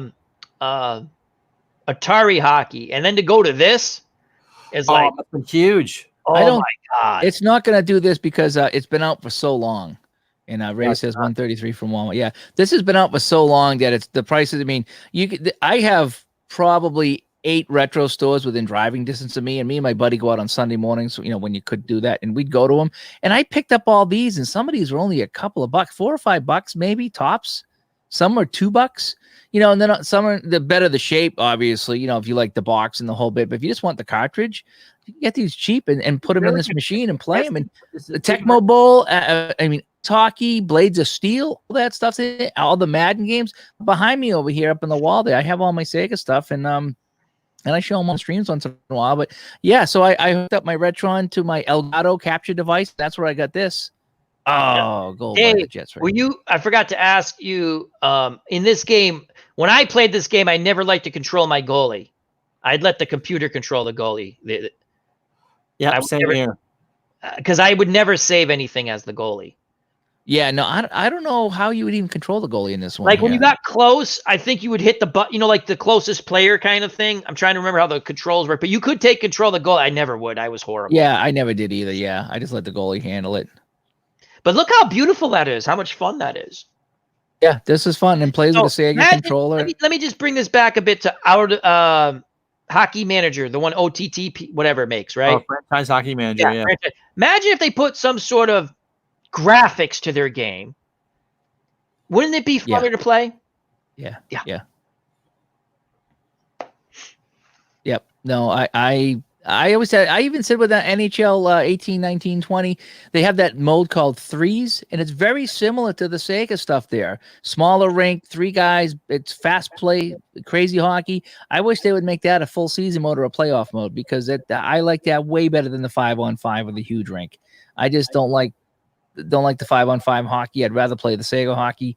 And so but that's why I hooked up my Elgato, so I can do some videos. And there's all kinds of crazy hockey games on the Sega. I mean, I'll go. There's like 16 of them. Do you remember? Oh, go ahead, Ron. I'm sorry. Does the Retron 5 have like an SD card? Yes, it's got an SD card. So you could download the games if you didn't necessarily have them. No, you still need the cartridge. The game. I think you could save the game. You can save the game. You can't like grab them off an emulator and do that. No, not with this unit. Some other things you can. This one you need the game. But what it does with the SD card, it allows you to stop the game midstream and save it. So like Sonic the Hedgehog, if you were playing it, you could actually save Sonic the Hedgehog onto the SD card and then pick it up later on if you wanted to. Or if you're playing hockey, you get through 2 periods and you got to go. You just stop it, you go back and pick it up right from there. Nice. Yeah, so I really like it. I like how the graphics are better. I like how it's got the card to save it. You can even download all the cheats for free right from their website, put them on the card. So when I play Sonic the Hedgehog, I've never finished it. So I give myself unlimited lives, and now I can get through the game, and I enjoy it so much. But there's so many other games. There's a couple of shooter games, spaceship games. I give myself unlimited lives because I would never survive more than a couple levels, and so it's fun. So yeah, so you can play all those old games. There's a question there from 35 Productions. Arcade cartoonish. Is greater than simulation. I'll tell you, it can. I don't know what he's person's getting towards, but Pro Football Strategy 2020 is a sim. And it has a Tecmo Bowl. It's like Tecmo Bowl, yeah. Again, it's not for everybody, but it's a highly addictive, fun game. Just from when we played, and you can use the Tampa Bay Bucks in their creamsicle uniforms. Oh yeah, I'm there. If you don't like the creamsicle uniforms, Get out. No, I'm kidding. No, a lot of fun. So Yeah, I was looking at that football game that you played there, but boy, it seemed to really slog between plays. no, but I play. You can actually do a quicker version of that. You can Okay. actually just call a play. I like to sit there and look at it and go, I want to run this way. I want to run a counter. But you can do it in what they call non-expert mode. Not that I'm an expert, or advanced mode. There's a advanced mode, a normal mode, and a easy mode. So you can do any of them. So, but I love the graphics. The game, the price point's a good price point in my opinion. You don't get a season, you get a fake season, but the mod community makes all those teams are made from the community. It's incredible the time they spent to do that. And it's really basically 3 people, and 2 of them are like artists. You know what I mean? Like it's incredible what they did.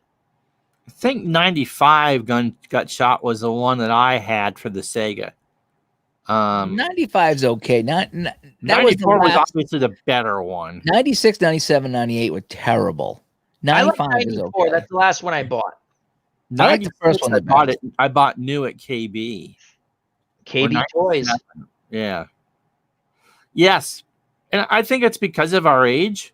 I think it's kind of more of a nostalgia. Oh, okay. I got you. Yeah, I would Alright. agree with that. I mean, because I've played 94 online. That used to be on the EA site or the Sega site. You could do that. You remember the Nintendo one where you had like skinny guy, medium yeah. guy, fat guy?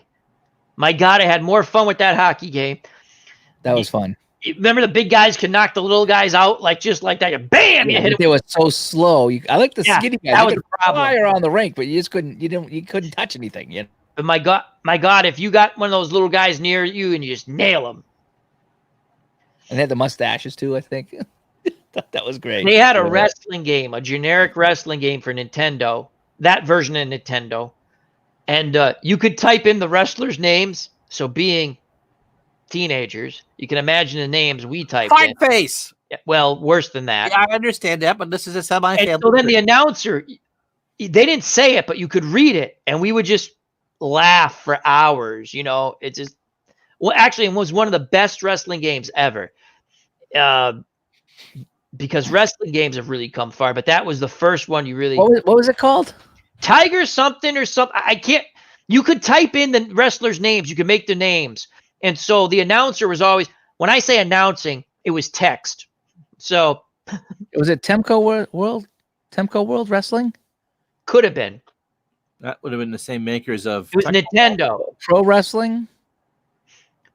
It was like a Japanese version of wrestling. That's what I'd have to see it, but it was fun because you could type in your name, and then the announcer, the text would come up, and again, we'd laugh for hours. We play that game for hours. Does Temco? Does WCW? I had NES? WCW. That was pretty fun. That was probably one of my favorite wrestling games. I also had WrestleMania, one of the first ones, where it was basically like the Sega boxing game, but it was for Nintendo, and you just kind of they just moved back and forth. They didn't go this way or that way. And that was like with WCW had Ric Flair, a lot of fun with that. Then I had a Sega wrestling game, which was fun. They had they would look more like small little figures, but you had people who looked like the Road Warriors and stuff like that. It was fun. Gunshot. I played that on the Commodore 64, and I was Weren't you talking showing about that the other night? I was talking about that on the Game Hounds. Yeah. I had the Commodore 64. Okay. C64. Big Blue. That's where I bought my first copy of Strat. Was at KB. Okay. So, I think it was Superstar. I played Superstar Ice Hockey. This is the one I was playing the other night. Yep. So let me share this. Oh, it's pretty, the quality is terrible, by the way. But so this is the one I played. Ooh. Okay. I love the Mr. Bill ref. So this was the you could pick your lines, and you had a couple things you could do. Let me go full screen on this, and The world's biggest crease. and yeah, I mean, and you played one guy, you played with a joystick, and this was Commodore 64. And Commodore had a lot of good sports games that were above Atari. In fact, I kind of remember the commercials where they would mock Atari. They go, "This is the competitor, and this is us." And you would play with the joystick. It was one button, and you would press it quick for a shot and hold it for a slap shot. And I said Yeah. Mr. Bill is stoned ref. That's great. you wouldn't have in 1988. I played so many games of this because at the time I didn't have a Nintendo. I didn't even have a Sega. Well, it was 1988, so there was no Sega hockey at that point. This was the go-to game. So many nights I'd be up all night playing this game on the Commodore 64. Basketball game was pretty good too, but not as good as this. Now, So- I never had the Commodore. Could you play against the computer? This was a computer. Me and the computer. Okay, because Atari, you couldn't play against the computer in most of some of their games. I don't think you could play against some of their sport, or actually you could, but the AI was so stupid it was incredible. Yeah, this was the other one I had. This one was actually terrible. Okay, this was really a terrible What hockey game is game. that? This is international ice hockey for the Commodore 64. Ah, it's all characters. There's not a sprite there. It's a 3-on. You can see this doesn't play anywhere near Oh the my other God. one. It looks You see how like, big the rink is? It's like Olympic sized rink, and these guys are just so small. It's like watching old men play shuffleboard. You know what I was gonna say? It's like the thing that with the stone when you roll the stone, except high. Oh, curling. Yeah, Look how small the net is too. Is it the Yeah, compared to the better rink. net. the other like- one, yeah. 10 feet wide. Yeah, so that was actually terrible. So I had that one. I didn't care for it. I really did like the other one, for that one there. So yeah, Superstar Ice Hockey, I think it was called. That Hey, was Will, good. how you doing, my friend? I remember the Commodore's commercials where they would say, "This is us," and then they show Atari. That's our competitor. I kind of remember that commercial. I thought it was in television. Was that the one that did Yeah, that? yeah, George- George George Plimpton, Mr. Plimpton. Intellivision. This Okay, is I'm Atari, sorry then. and this is Intellivision. Yeah. The choice is Something clear. like that. Yeah. The best Right. games for the Atari were never made by Atari. Like Pitfall, for instance, was an Activision game. Because Atari Sports football was like a 4-on-4 or 3-on-3, Horrible. and that you could not play again. How did I used to play that by myself? I was trying to remember how I did that, and then basketball wasn't bad, baseball, but again, to me, when we first see that, you mean I can play sports inside when the weather's stinky? And so Intellivision had the better quality. Oh, there it is.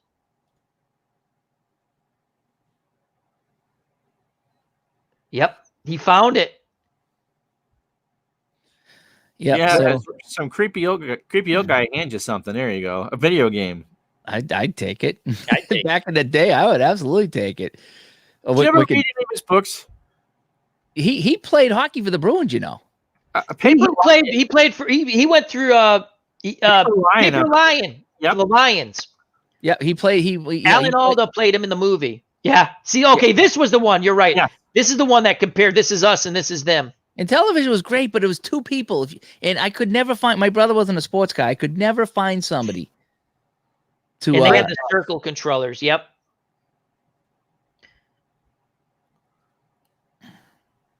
And it was so cool that they got George Plimpton to do that because he had the accent, so he came across as intelligent. Yeah, the Intellivision was fun, but the problem is like I say, the sports games you really needed two people. And so yeah, so he's comparing. That is clever. That is good. Hats off to you, Dave, for finding that. That's what I was talking about. Yeah, the Intellivision was good here. I don't even remember this one, but I remember him comparing the two. And here's the Intellivision football. That game, that Intellivision football, it was the 15-minute quarter actual time. That game took forever. hours to play. Yep. I think I played one full game because people at the half would be like, okay, I'm done. Or after the first quarter, I'm we done. had the version of that for the Atari, and it was a quarter. We could play a quarter.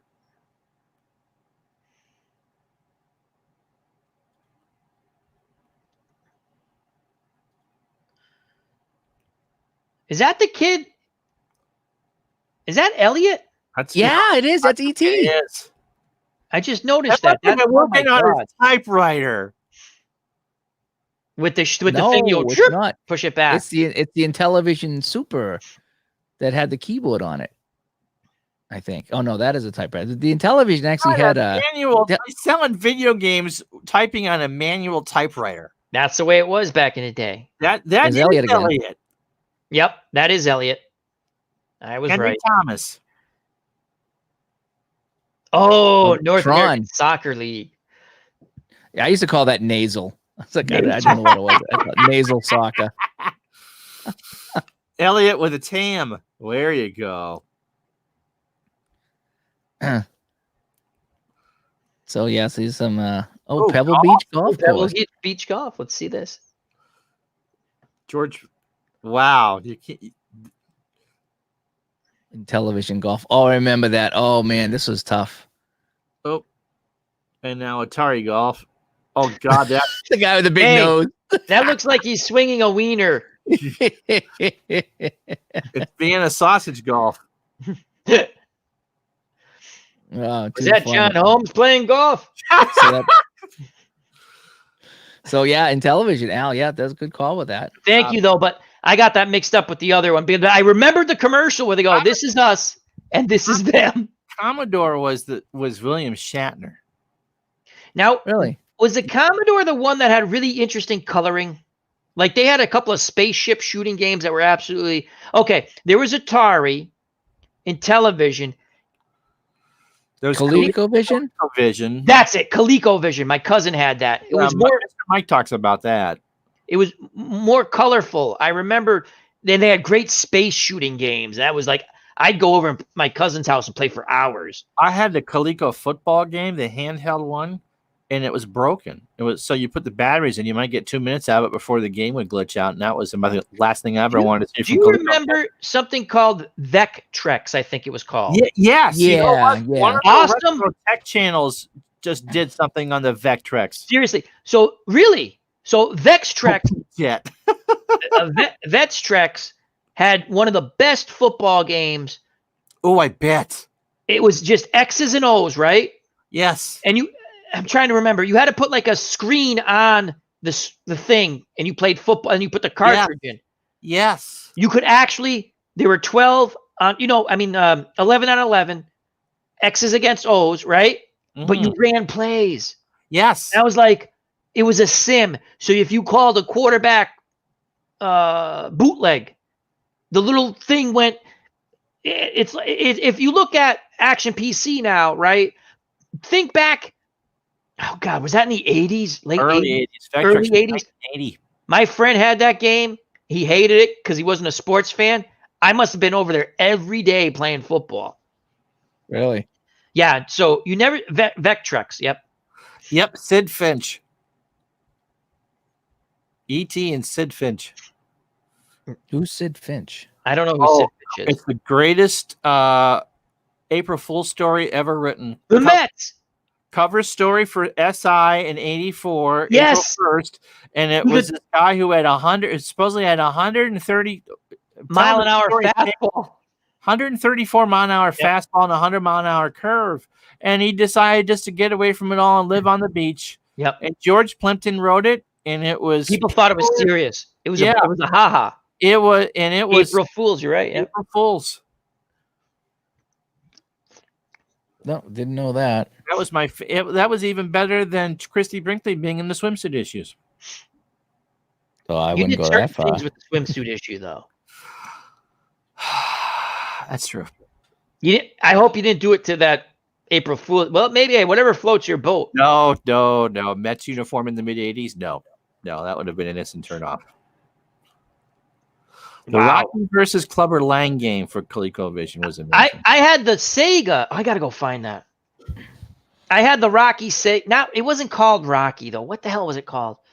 But it had Rocky, Clubber Lane, Drago, Apollo Creed. Your first opponent was Apollo Creed. You could beat him. You had a good chance to beat him. Clubber Lane was a little. Drago was a pain because if he hit you 2 or 3, you're done. And you could only go. So you could only go like back and forth. You know what I'm saying? So you're Right. always backing up, trying to time him coming in. I don't remember what the hell it was called though. It's not Rocky because there is a Rocky Sega game. I have that too, but it's not the same. So, oh my God, is this Larry Bird Magic Johnson? Dr. J. Dr. J. That's what this one was called. Oh my God. A walk down memory I lane. had this Commodore 64. I had this one too.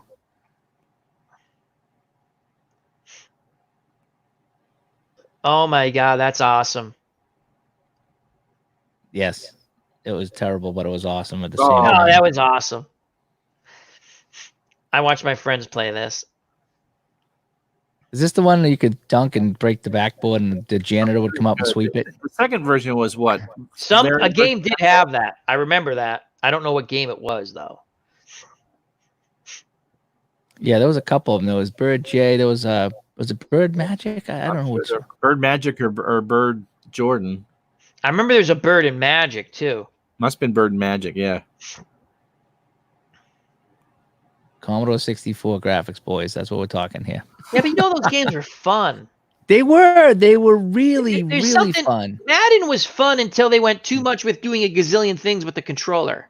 Yeah, The early Madden sucks. I had some Madden here for the Sega, and they are so hard to play. They Yeah. really are tough to play. Middle of the road Madden was good, but yeah, That's the new what I stuff like now. the best. You know, they have the tutorials now. Okay, if you get the PlayStation Madden, I fail the tutorials. I can't do them because I can't press all the buttons No, and look at the it's too screen. at the many same time. buttons to press. Yep. So I Yep. stopped playing. They do those tournaments where those kids make $100,000 if they win the national championship. It's incredible. Is what George Plimpton is famous. No, as an author. Yeah, Like- he was a writer. Paper Line and Big clue. If you want to see something, look, Paper Lion.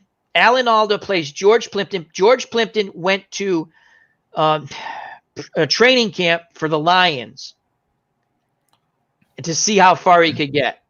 and Well, they he put did that in the game, right? I think he played, yeah, because he took a couple of snaps. I remember Yeah. that, but he did He that. played an exhibition game. It was either for writing a book or writing a news article. It was one of the two, because he did that with football By a and while, so, but I he guess- did it for all the big four, right? Paper Line's the most famous one, but he did hockey for the Rangers, Bruins. Bruins. Yeah. Oh, that's funny. So, Wow. what year did he do that for the Bruins? Oh remember? boy, he played for a period of an exhibition game against the Flyers. Okay, and I know he played baseball. What do I want to say? I think he did it for the Big Four.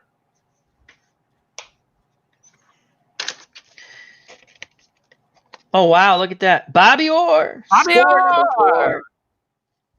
I have Oh, it. tracksuit. Oh, George. So, Dave, was he a goalie in that exhibition game, or is he just doing this? Yeah, for no, he played net. He played net again. I think it was against the Flyers, and it was late 70s, early 80s, and it was just it was preseason, just a publicity stunt because he wanted to see what it was like playing NHL Look at that goalie. stick? Look at Bobby's stick. Bobby should keep it low. Yeah. Jesus. He's got no mask on. He looks like Ed Jacobin. That's funny. I don't care. I don't care who's shooting at me, and I know they're gonna keep it low. I'm still having a mask on. Oh, he Still. stopped one. Did he? Yeah, I Yep. thought that trickled in. Oh, Oh, we got one. Oh, that was great. Hockey question for both Ron and Dave. Big hockey. I watched a quick YouTube documentary because you were talking about the Summit series, okay? And I was looking up stuff on YouTube regarding the Summit series. I wanted to watch, because there's full games I think you can find. All the games are on there. Yeah. And I came across the Philadelphia Flyers playing the Commies. They're Oh, going nice. home. Yeah. They're going home. Yeah, the night the Flyers beat the bejesus out of them mentally, physically, and with the puck. That was one of the most awesome I didn't even know about this. I have goosebumps right now thinking about the Flyers beating They're up going home. the communist Red Army team. It was awesome. They walked off the ice. They skated. I watched that live. I was watching that live. Now tell me about that because I want to know. The Flyers were just being the Broad Street They Bullies. bullied the crap out of Like when I went back and watched it on YouTube a little while ago, it wasn't as bad as the hit that they walked off the ice was a it was a hard hit, but it was a clean hit. It was Shoulder clean. down, open ice, and Hey, Kurt, but the thing Kurt. was is that the Russians were walking through. Oh, hi, Kurt. The Russians were walking through the NHL at that point. They were Right. destroying some teams. And they went into Philly. had they gone to Montreal or were they about to go to Montreal? They were kicking the. I don't know, but they, like Dave just said, they were kicking the crap out of everybody. And I think it was a case that teams got They- together and said, "Look, They you were got called the people." best team in the world, and they went into the Spectrum. And they got the crap beat out of them. Literally, it was awesome. I They're watched it. going home. Yeah, that's exactly. I watched it. I want to say like a 20-minute documentary on YouTube. It was enthralling, and I've been wanting to ask you guys, like, just like even in a chat, but I keep forgetting. Time, but yeah, that's what it was. I think Dave, had they beaten Montreal or were they going to go to Montreal? Because they were better teams for the end of that trip, and Philadelphia and Montreal were top tier teams. I'm trying But to think they'd beaten teams that they shouldn't have beat. I'm trying to think what year that was. 75, 76. Yeah. So New Year's Right. Eve 70, December 31, 75 was the Flyer game. Okay, the final game of the Soviets tour was played at the Spectrum on January 11th. Okay. And in the contest, the Red Army was undefeated.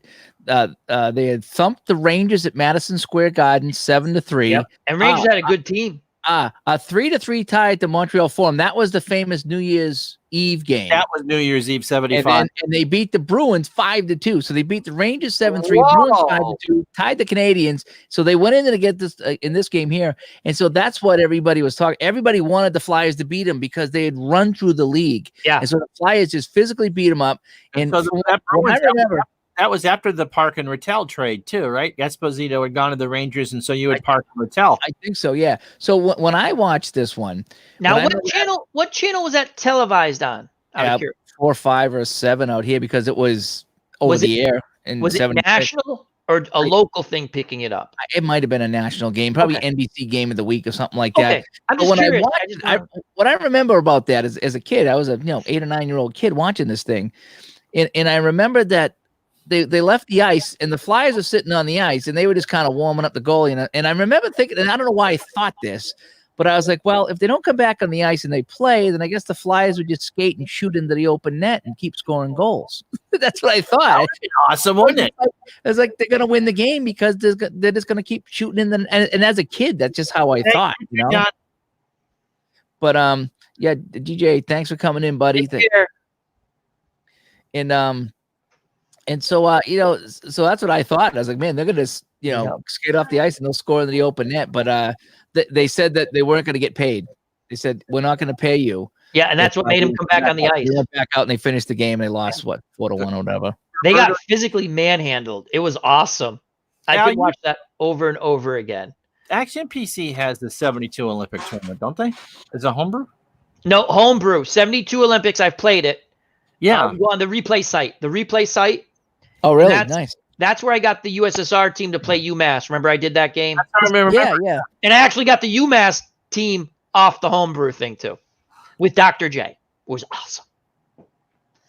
Yeah, but that I've been wanting to ask you guys that because I saw it a while ago, and I just haven't thought of it. And then we were talking hockey games and and it just clicked when the Plimpton thing. I was like, oh, I want to talk about this because I watched that twice. Because again, it's like 20 minutes or so, or maybe a little more than that. And the guy goes, everyone hates the Flyers, but on that night you were rooting for the Flyers. You just want him to cry. He goes, and when they made him leave the ice and quit, you were even more happy. Yeah. And then he went into the only way they got him back on. They weren't coming back on the ice because they were going to lose, and they knew it, and they couldn't take it. You weren't getting paid. We are not paying you. Yep. And then speaking about the Flyers, I just read Reggie Leach's book, by the way, who played with the Bruins, the Seals, and the Flyers. And he was talking about in 70 when they played the Canadians in 75, I think, 'cause the Flyers won back-to-back, but they were beat the brutal. It Bruins was in Montreal, right? yeah, the Broad Street Bullies, and it was wicked, bench play on brawl hockey. Horrible. It was horrible hockey. And so when they played the Canadians in either 75 or 76, whatever it was, Reggie Leach, I remember Reggie Leach in his book saying that, everyone in the NHL and the hockey world was pulling for the Canadians because they didn't want this brand of hockey to keep winning Stanley Cups. Yeah, they would just go beat you up. Yeah, it was brutal hockey. They So were when the dropping. Canadians They were beat going to them- hit. hit hard, and fight. And we'll put some pucks in the net. Robbie, in 72, the shenanigans were pulled in Russia. Yes, they were. No, Germany. In Germany. Basketball. That was a terrorist Olympic 72. Basketball? Oh, okay. Yeah, basketball. What happened was they got 3 opportunities to win the game. The clock actually went off twice. 3 times. The third time they win. It was, yeah. Yeah, and they kept like saying, nope, do over Right. until the Russians scored, right? Yeah, and so the Americans never accepted their silver medal. They didn't accept the silver medal. got- Now, that being said, Iba, who was the coach for the Americans, did a horrible job Yes. because they played not to lose. Now, the Russians played well. The Soviets played well, and they had a good team. But you're talking Who was on it? Doug Collins was on Doug that? Collins. They had good players, the U.S. team. Those were top-notch college kids who went on to play, most of them in the pros. Right. Iba coached horrible, and he probably couldn't really associate with his team because of his. Oh, he was ancient. He's ancient. Pretty much had pulled him out of retirement to coach that game. It was a bad choice to be the head coach of the national team. In fact, he coached Oklahoma State, or before that, Oklahoma A&M, and was a decent college coach. But he was a good college coach. He just Right. he couldn't relate to the modern. You have to understand. I would not have chose Iba for a lot of reasons. That's just me. But yeah, not a good choice. And you can find that whole game on YouTube. And if you just want to watch the final part of it, Dave, if you could, I don't know if you could find it, and you see, I want to say it's 3 times. And the third time they put the basket in, they win. Type in the final seconds or the final minute of the 72 Olympic gold medal game. Now, when the Americans lost in Seoul in '88 with David Robinson and Danny Manning, Georgetown coach John Thompson, and they put that the thing, in my opinion, with that team, they put together a horrible team of guys who couldn't shoot except for David Robinson, Right. and another guy. and no accident that 4 years later the pros were allowed in the Olympics. Yep. Okay, here it is. What's that? The last 49 seconds. 3 seconds. 3 Oh, seconds. this is it. So they've already. This is the third time I think they've touched the ball, that they've given the ball back after the game was over twice. And the center puts it in. And that's the ball game. Now, you have to understand, the Americans had beat them. They gave them that's the third opportunity. I'm almost sure it's the third opportunity. Yeah, I think you're right. It'd be interesting if you could find the other, but you don't have to. Like, to see, like, the Americans start to celebrate. They were obviously hosed. Yeah. The biggest hose job until those figure skaters in Salt Lake City. Now, that being said, they were hosed, but the Soviets did play well. But they got a lot of calls in that game. They got a lot of calls. The game was 51-50 was the final. Yep. The Americans should have run them off the court, but they played a stupid style, and the Soviets played well. Plus, they got calls, and at the end, they got the. That is one of the most bizarre thing, because when the Americans thought they won the first, you could see them celebrating like we won, right? And they literally said, "No, there's more to the game. Let's see if." I'm not sure what we're seeing here, but This is the game, and Okay, Dave's just trying to find it. Yeah. And I appreciate Dave doing this. This is like history. This is awesome. they're running. They're running 4 corners. Yep, they're looking for the backdoor cut. And so what you're going to see here. Pat Now, they didn't call a foul on that. This is where it all starts. They didn't call it. Did they call it? It was a. They took the player out, and there was a lot of. I'm trying to remember back now. I was young, but I don't. Doug Collins, number 5. So does Collins go out of the game? I've Pat seen Riley, this I game think, over. was on that team. No, wasn't Pat Riley on this team too, or is that too late for Pat? I think that's a little too late for Pat Riley. Okay. So Doug Collins. Now they should have thrown that guy. Okay, now we get back to the 3. Okay, I think what you're going to see here is Collins is trying to shoot the free throws. they're going to think they win the game. You're going to look how young he is. Oh my God, great player, Doug Collins. Went on to play for the Sixers. Yes. So now he's going to make his shots. This is perfect, Dave. This is perfect because this is what we want to see. They're going to go up. They've tied it, and now they're going to go up 50-49. He makes a second. Now there's 3 seconds left. They go back on defense. This is the game. It's over. Now they say no. They said they called a timeout. Now they're complaining the clock went. The clock has run out, but they said they called timeout, and I don't even think they had a timeout left.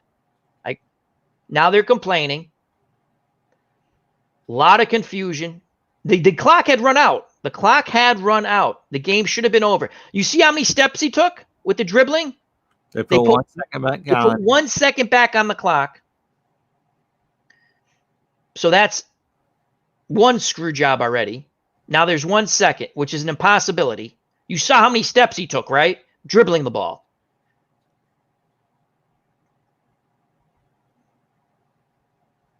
Okay.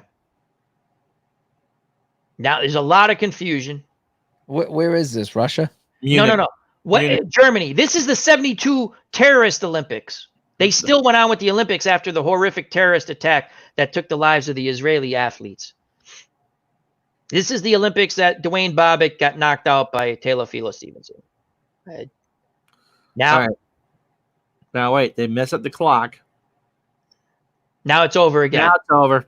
Now watch. That's a second screw job coming up. The Red Sox. The U.S. is celebrating, and the officials are coming on going, no, it's not over. Because the clock was messed up. So they gave him 3 seconds. There was only 1 second left when he hit the basket. But we see how it said 50 seconds on the clock? Yeah. They said, oh, the clock was messed up. The play doesn't count. They clear the court. Watch this. This is wild. I'm getting pissed off all over again. Frank Gifford called this game. Frank Gifford did the play-by-play, and with Bill Russell. You see, they have the final. U.S. So the U.S. thinks they've won the gold medal. Nope, not over yet, folks. Not over. Third opportunity. Third. Coming up. And I think it had something to do because the clock wasn't right. And this is the play now we're going to see. Remember, Dave, you showed it before? Yeah. Now, and they're going back and forth arguing that the game's over. Iba says the game's over. He goes, you guys are wrong. The game's over. Well, if they screwed up the clock, then... See, now they're going to bring the clock down. But if the clock ain't right, then you're really... There's only 1 second left. And they gave him 3 seconds. Now they give him 3 seconds. And this is the play when he throws it down and he puts it up and in. This is the third opportunity to win this game. Yeah, they shouldn't have given up this play, though. No, but the initial one, he threw the ball. Okay, they score on the third attempt. If you watch the first one, right, there was 3 seconds when he started to dribble, right? Did you see how far he dribbled? Yeah. There's no way there's 3 seconds left on the clock. He dribbled to half court. Hello, Edward. That's crazy stuff. Yeah, so when I watched that documentary about the Flyers kicking the snot out of that country, I was extremely happy. Don't feel so bad now. Yeah. I don't feel bad at all. Yeah, but that was wild. I don't remember that as a kid. I remember people talking about it. I remember seeing lots of highlights of it. Yeah, I did too. Yeah. When Classic Sports came out, I watched the whole game.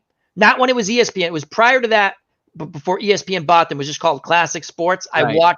I watched the whole game. And even when you watch those replay, there is no way. The initial, when the guy was dribbling and he went to the, I don't even think they had a timeout. I could have that wrong. Well, there was one light there. The Americans had 2 lights and the Soviets had 1. Now, of course, that could have been bonus and double bonus too. But okay, you're probably right, Ron, that they had. But did you see how far he dribbled? yeah, that was 3 seconds is gone. That's what they were arguing. The Americans are going, the game's over. They put 1 second back on the clock. They missed a shot, but as you saw, they had the clock wrong. So they said, hey, we got to play it over. Imagine if it was the other way around, they would never play it over. No, you're right. They refused to go to the podium. And they're still sitting in a bank vault in Switzerland. They haven't did the final score 51-50 of a basketball game. 51-50. Well, different. An ugly game to begin with. Iba was a very conservative coach. Bad choice for the players they had. And I don't think he could relate to the players on top of it. I think that was another thing. Oh, wasn't Iba was in the 70s at that point too. They didn't like the offense. They listened to him because back in the day, you listened to your coach. They played the way they wanted them to. They had good talent in that team. Now, again, the Soviets played well. Don't get me wrong, but you just witnessed took them 3 times. Yeah, that was a bad screw up. Bad screw up there. What is? I mean, the couple of years back, the year the Patriots went to the Super Bowl against they beat the Rams. The pass interference, probably one of the most horrific, truly horrific calls. I go back to 76, roughing the pass. Yeah, they hit him in the head, but they never called that call.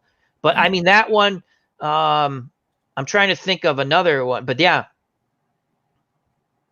Oh, going to talk some music. Summer Nights. Yep. You're right, Big Cliff. Name your top 3 favorite songs, Dave Gardner, right now. Of stuff we know. Boy. I'm sure it's all Steel Panther stuff. All Steel Panther, yeah. Well, I don't know that stuff. He loves the girl. Easy listening. Come on. Top 3 easy listening songs. It's hard to pick 3 favorite songs. Just 3 songs, not favorites. Just pick them. Rush is probably my favorite band, so I would probably say out of Canada, right? Is Rush out of Canada? Yeah. Okay. I mean, you got Tom Sawyer, Limelight, Red Bar, Cheddar, all that stuff is fantastic. It really is. I like Rammstein a lot too. Rammstein. You told that story. I love that story. Though I get tickets to them in September. I don't even know if we're gonna go now. Is he feeling better? Yeah, I guess he didn't have it. I guess he didn't have the virus. Okay. But he's all better, whatever it was. And I'm a big Motley Crue fan. So cool. Anything older by Motley Crue. In fact, the wife's a huge fan. The wife follows the bass player Nikki Sixx on Instagram, like totally obsessed and bought all his books. Chatting with him. Maybe that's why she's trying to poison you. I guess so. But when we went out to Vegas like 7 or 8 years ago, always be wary of Harry Peanut Butter. The place that we stayed at, Vince Neil had a Mexican restaurant. And so we would eat there at the restaurant a few times, and we come out of the elevator one time and we ran right into Vince Neil. Really? Yeah. And so I was like, Vince, can my wife take your picture? So Sharon put her arm around and took some pictures of her. Cool. She was hyperventilating. She's like, I meant Vince Neil. I'm like, let's go upstairs. Let's go upstairs. Ron, 3 of your favorite songs. None of those. Beatles,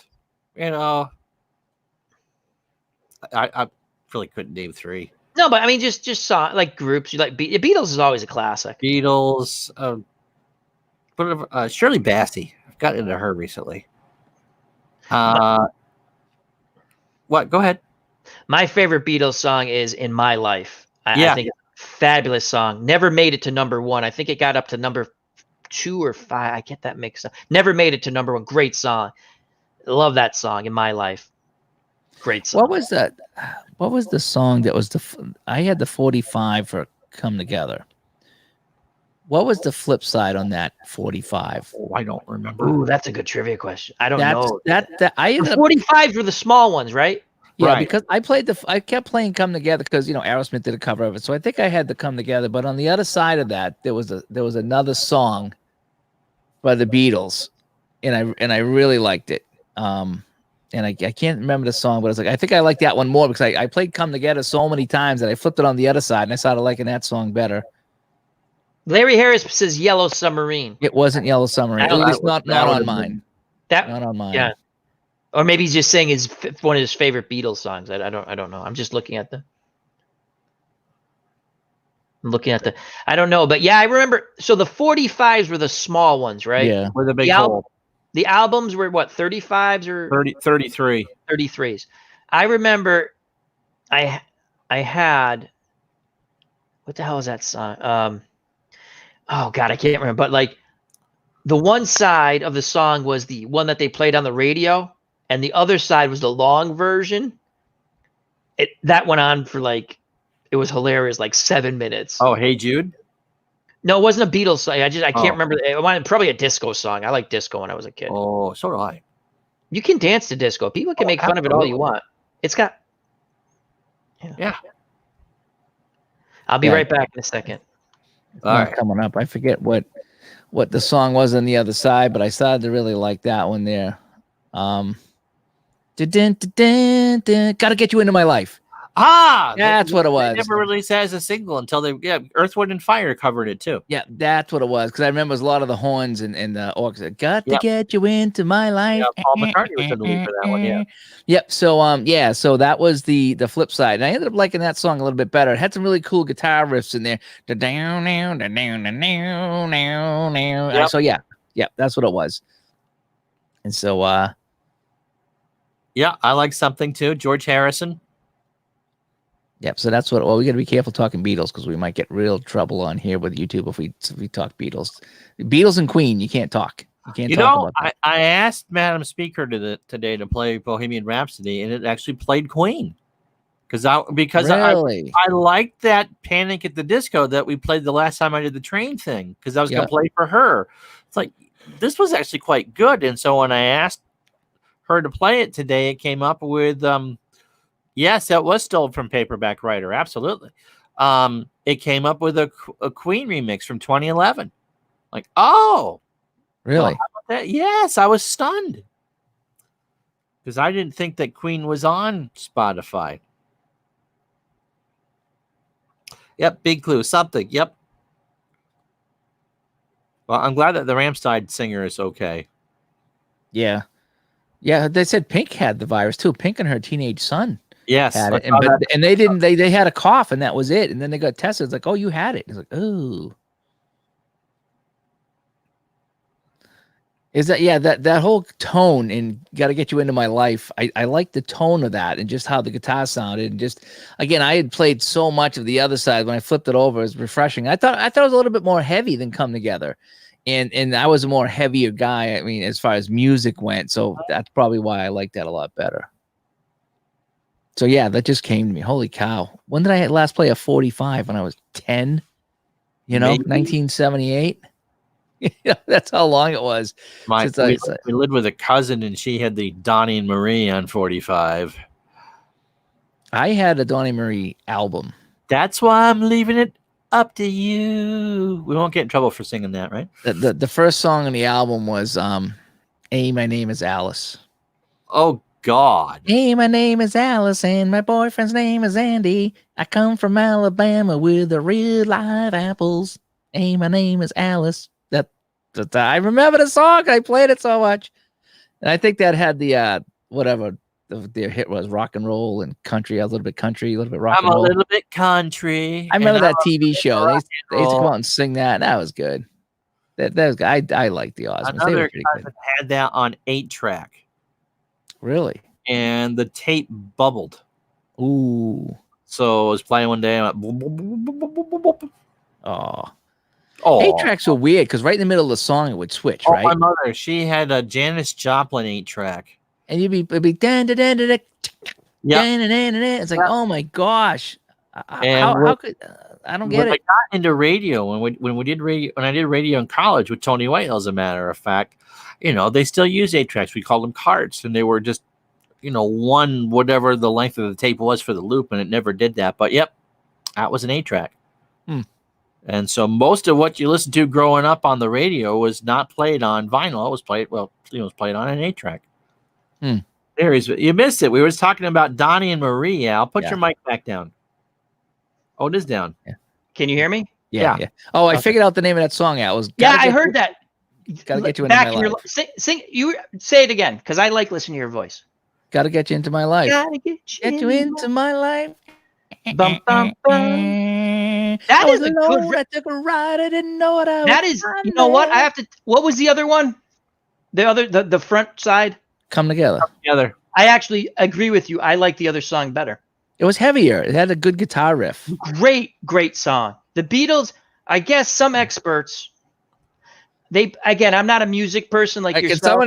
somebody please kick Big Clue out of the chat room, please? Somebody, we The can't Beatles have are people like favorite this. Steel Banthers. That's okay. He's telling the truth. You can't be busting on the Panthers. Max Cornelius. Revolver was great Beatles album. Yeah. The Beatles, I guess they played a certain type of. I don't know the terminology, but they played a certain style over and over again. Oh, desserts. And, I want the cheesecake. I want the cream pie. I'll pass on what looks like a carrot cake. That'll be my last choice. Chocolate cake, I'll take. And will you take the rest of it on a counter gift certificate? I will take the rest of it on stomach ache. Take the Pepto. Counter gifts. What show was that? Wheel of Fortune before they gave you the cash. You had Wheel to- of Fortune. Oh Yeah, my when they- God. well, I'll take the grill. Yeah, and I'll take the chair, Remember? and How that great lamp, was How great was Wheel of Fortune? It'd be the single guy, right? And he'd win, but it would be like the woman's. Remember how they had the prize things? It would turn, and we talk about this all the time at work, right? We sit there, and the guy would be sitting there. You could only keep $250 or something, right? And you could see the guy going, trying to figure out how to keep $250. I'll take the gold medallion necklace. I'll take the laundry set, and I'll take the coffee pot. As Nurse Teresa is chiming in over there, she might join us for just a little bit. Is that okay? Fine. All right. And then they had the dog statue. Remember? They had a dog statue, and and the guy would be like, "I'll take the," and he was more enthusiastic. He goes, "I'll take the dog statue."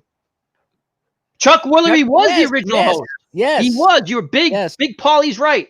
Chuck Woolery in the daytime was the original host. Then he was also the host of one of my favorite, Love Connection, which was a train wreck, and I had to watch for that time of the 70s. Yeah. Oh, yeah. That Now, I also love the other train wreck, which was the Newlywed Game.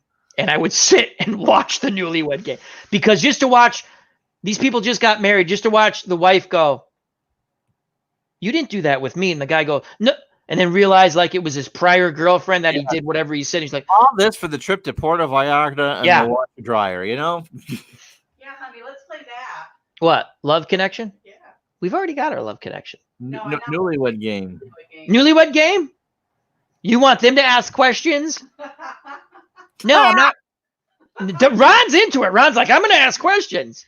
You guys, I'll have a piece of paper and then we can. No, we got to do that another time because I got to make sure we get the answers right. Where is Where's but- the strangest place you've ever gone after a cards and dice Mets win? Oh, well, let me tell you. I'll tell you a funny, quick story. Okay. If anyone, and she's got to come over and tell you. So, Nurse Teresa, God bless her, she gets up very early to go to work. Yes, it's a long story. It is. Nothing short with me. We've So, been on for 2.5 hours. Do you really think people care at this point? listen, we're having fun. Coronavirus, this is what we say to you. Everyone be smart, though. That's what we think of the coronavirus. We're all going to be outside soon. You just flipped her off your girlfriend. No, come sit here. I was trying to say thank you for keeping him on for 2.5 hours. Can they hear you? Yeah, I think so. All right. So I'm shutting you off. I'm shutting you off from intercourse. That's it. She's still laughing. I can hear her. So Good night, good shot. So- Bye-bye. Good night. good night. So I get a tad excited when I play, and I'm doing a boxing match, and no we're one's talking watching. Sports here, not anything with Nurse Teresa. Okay. Yeah. So no, this involves Nurse Teresa, right? So she gets up very early to go to work, and she's also going to school to advance her nursing degree, right? So I can't sleep because I was telling Dave and Ron that I have to exhaust. Sometimes you get like those, you're in that, you have to exhaust myself to go to sleep, right? So I'm rolling the thing, and I know I'm working from home the next day, so I don't care, right? And I'm like getting really, I did the Ali Jim Jeffries fight, Card and Dice, Glory Days Boxing, excellent game, highly recommend it. And so it's like 1:30 in the morning. I went, "Oh my God," I start, yeah, and then she just comes in, she opens that door, and she just gives me a look. I went, "Oh no, a little too loud." And she went, we won. "Yeah," that's right. I said, We won. "We won." My fake thing, it was a really Yeah. cool thing. Exactly. You know, my wife describes what I do So, I do this every day at lunch, and she goes, yeah, he yells into a microphone for an hour. That's what he does. Ron, I love your yelling into a microphone. I love Uncle Dave. I love all of our wonderful YouTube creators in the content. I like to say thank you to them a lot of times. I try to, for keeping me company, whether at work or at home, when I'm working or whenever. There's nothing better. Little Hallmark moment. We're all moving to Vermont and running into the woman behind the counter. Yes, it is a long story, Uncle Dave. As now I've turned. You know why he does this to me and Ron? He's jealous that we both had walk-off safeties and not in my favor. You're right. And here comes Nurse Teresa. Are you going to join us for a bit? Oh, she's got a glass. Can we drink on this show? I'm just gonna have a glass. Wait, Here's a big difference. Here's my grape. Yes. And then here's the camera. There we go. And there's her grape. Oh, There's a she big likes to difference. drink the Fanta grape in a glass. I see. Let me taste that. You want? It's Do you have cooties? Yes. You want to know how 12-year-olds tongue No, kiss? we're not doing that. Okay, I'm just saying. I like this stuff much better. Yeah. Oh, That's not the communion wine. I was telling them, give me that, show them that you got to get back in camera. You got Sorry. to get back in camera I here. wanted to put You're ruining this. This is our first network debut to get. Well, we've done it on our other. You want to know how 12-year-olds No, tongue we're kiss? not doing it. No. No. Okay.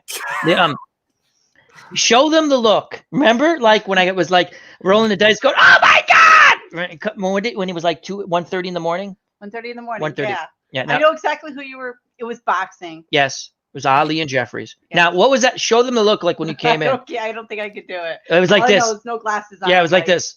I It was- just looked no. It was like this, the death stare.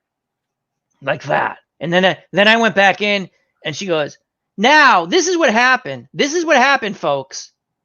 Okay." So then I go to sleep.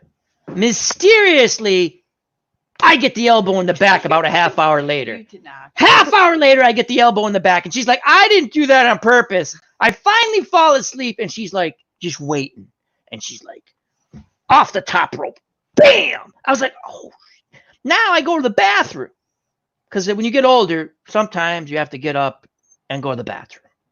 I come back, she's sprawled out like a golden retriever all over I'm like, I can't. So like now I'm on the edge of the bed.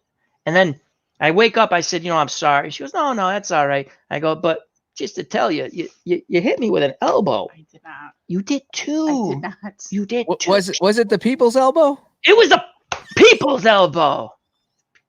That's a rock. All this for a washer dryer. I can't believe it. Yeah. Where else are you going to get this? Only on Dave Gardner's show. That's it. That's it. And Uncle Ron. It's me and Nurse. You want to know how We're Alette? not- No. It's a funny gag. She won't do it though. Yes, you guys are the best. Thank you for all that you do. These guys are the best. When you're allowed to come up, when you're allowed to leave your home and come up here, you're not practicing that with me either, okay? You want to know how Uncle Ron, how a 12-year-old tongue kiss? You know how I learned how to French kiss? Oh. Should I tell this story? Dave, I think you can go to the bathroom for the next hour. Just let Al take Anyway. over here. Anyway, that's enough. Let's get back. Go ahead. Finish it. No. You started it. No, I'm going to keep that for chat with Al at some time. May it please the court. May it please the court. Robbie, that's awesome. You won't hear. That's a good line. Robbie says you won't hear this stuff. No. Why are you watching Fortnite? You should be watching Uncle Dave and Uncle Ron. Al. What? Chill. Because, once in a while I'll rattle off something that is so old-timey during the baseball games at noon. And so someone said, well, that's something you'll never hear in a Fortnite stream. And so I'll do it. Like once a game is like, some oddball fact. Now, and here's the stuff that you won't hear on a Fortnite stream. Now, let me tell you something. I was going to do my Hallmark moment, but it's always nice to hear a familiar voice. What do I fall asleep to? YouTube. Yeah. If it's not, sometimes I do an old Sherlock Holmes story. Sometimes it's Dave Gardner. Sometimes it's Uncle Ron. Sometimes it's Mr. That was funny. Mr. Utah Mike was live and he was doing wrestling. And all of a sudden, I woke up because he started to go, oh, it's a power slam. And I looked over immediately to her because I'm like, I don't want to get the people's elbow again. But she was out cold. I got the YouTube thing. I put it a little lower. And I fell back to sleep. So the power of suggestion, Al, huh? Yeah. I do that too. I'll put on some old game if somebody's live. I'll lay down and put it on to listen to it, or and wake up at 2 a.m. with something else playing. Yeah. I have no idea what it is. Yeah. What is that? I still like the night that he was sleeping. He literally had his tablet up and he's like pressing stuff as he's sleeping. Now, listen to this, because I had told her. She goes, "What are those kids' books on your Kindle?" I go, "I bought them when I was sleeping. I don't know how the hell I did it." Right. So now she goes, I wake up and she goes, like, I think she said, like, she took the thing out of my hand somehow, right? She goes, "You were sleeping and doing this." And I woke up one time. I actually bought a series of children's books. I don't know how I did it, but I did. That's scary. Yeah, at least it wasn't porn. Well, I would have been happy. She wouldn't have blinked at that. Yeah. But when it's Captain Underpants. I don't know if you saw that thing, that funny thing I shared on Facebook. It was a bank account statement, and it said $1,200. $1,200. It looked like someone took a screenshot of an online bank statement, and it was like, "Hey, I finally got my $1,200 in." And it said $1,200 COVID virus government stimulus deposit, $1,200. Right. Underneath that, it was like Amazon 5-gallon lube, $29.95. And under that, it was 1 year gold membership to Pornhub, $300. Are you serious? I shared that, and my mother's like, Oh, "Did you really spend $300 on porn? That's up your father would You're have out of work. Why are you spending money on porn?" I was like, "It's a You can find all the free porn online. What are you doing, people?" I says I got a good deal on the lube, though. There is Teresa had she found these two. She put it in the Discord. I don't know if you guys seen it. There's two rats fighting, and the guy's doing a play-by-play for like 30 seconds. Like, that was hilarious. He goes, "These two rats were supposed to wait in line, but they said F it." And he's doing like an MMA play-by-play. Oh, Jeebus. It's in our Was Discord. it Aussie Man? Was it Aussie Man? No. No. Ozzy Man does some great stuff. I highly recommend Ozzy Man. He does the lizards fighting and Oh man, yeah, it's like he finds animal stuff and now look at this. Sheila comes over here. He's not gonna I'm gonna whack. I'm gonna say, "Oh, you're gonna take that?" No, I'm not. Yeah, you showed me that. I Yeah. showed you some Ozzy. Yeah, the one with there was the duck in the water and the lion was trying to get the duck. It's like, now the lion said, "I got this duck," and the duck said, "No, F you, I'm going down into the water. You can't get me." Then he comes back and says, "Ha, quack, quack, mother F out." Did you ever see Ozzy Man the one? he can make fun of anything. He's great. Do you ever? I think it's a lizard, and it has to run across like the land of snake death. There's a gazillion. Oh snakes. my gosh, I saw that. I actually saw the real video. Somehow I came across it. Then I saw his video, and it's exactly the way I felt what he said. I felt this thing wakes up, and it's got it like now. He had it where it had to go to school and had to get across all the bullies or something like that. Oh man, You have to see this video. This lizard. There are snakes. You heard of snakes on a plane? Snakes. and there was 5 or 6 of them wrapped around him. He'd get out every time. He got out. Did you ever see? I don't think he did this one, but I found this one online. It was a guy. I think it's in Florida, right? A snake gets a hold of the squirrel, and the guy's like, "Oh, poor squirrel. Yeah, you messed with the wrong nut squirrel." Remember the one I showed you? The squirrel did a ninja move and started beating the crap out of the snake. The snake said, "I had enough." What happened? There was all little bite marks all over. Bite marks, right? All over The snake tried to get away, and the squirrel went, "I ain't through with you, you." And it was just, man. Oh, this is it. This is it. Watch this. This is nuts. This is probably, we can't hear Ozzy Man, but watch this. Watch, this lizard has to run across. There he is. Look at all the freaking snakes. They're gonna kill Run, Mr. Lizard, run! Look at him. He's like, "I'm out of here." Watch it. He gets nailed here. Yeah, And right he's in the jaw. Yep, and you're like, "Oh, he's done." done. But He's done. somehow, 1, 2. 2. No, he lifted up He's his up. shoulder. He's up. He's through. And then he It gives goes on. him It a finger.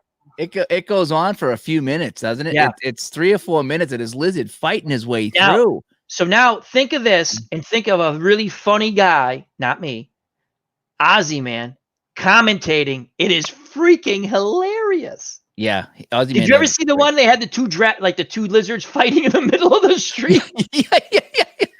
It's like Godzilla in Tokyo or whatever the hell he said. It was hilarious. And then like they almost get run over by the motorbike. Yes.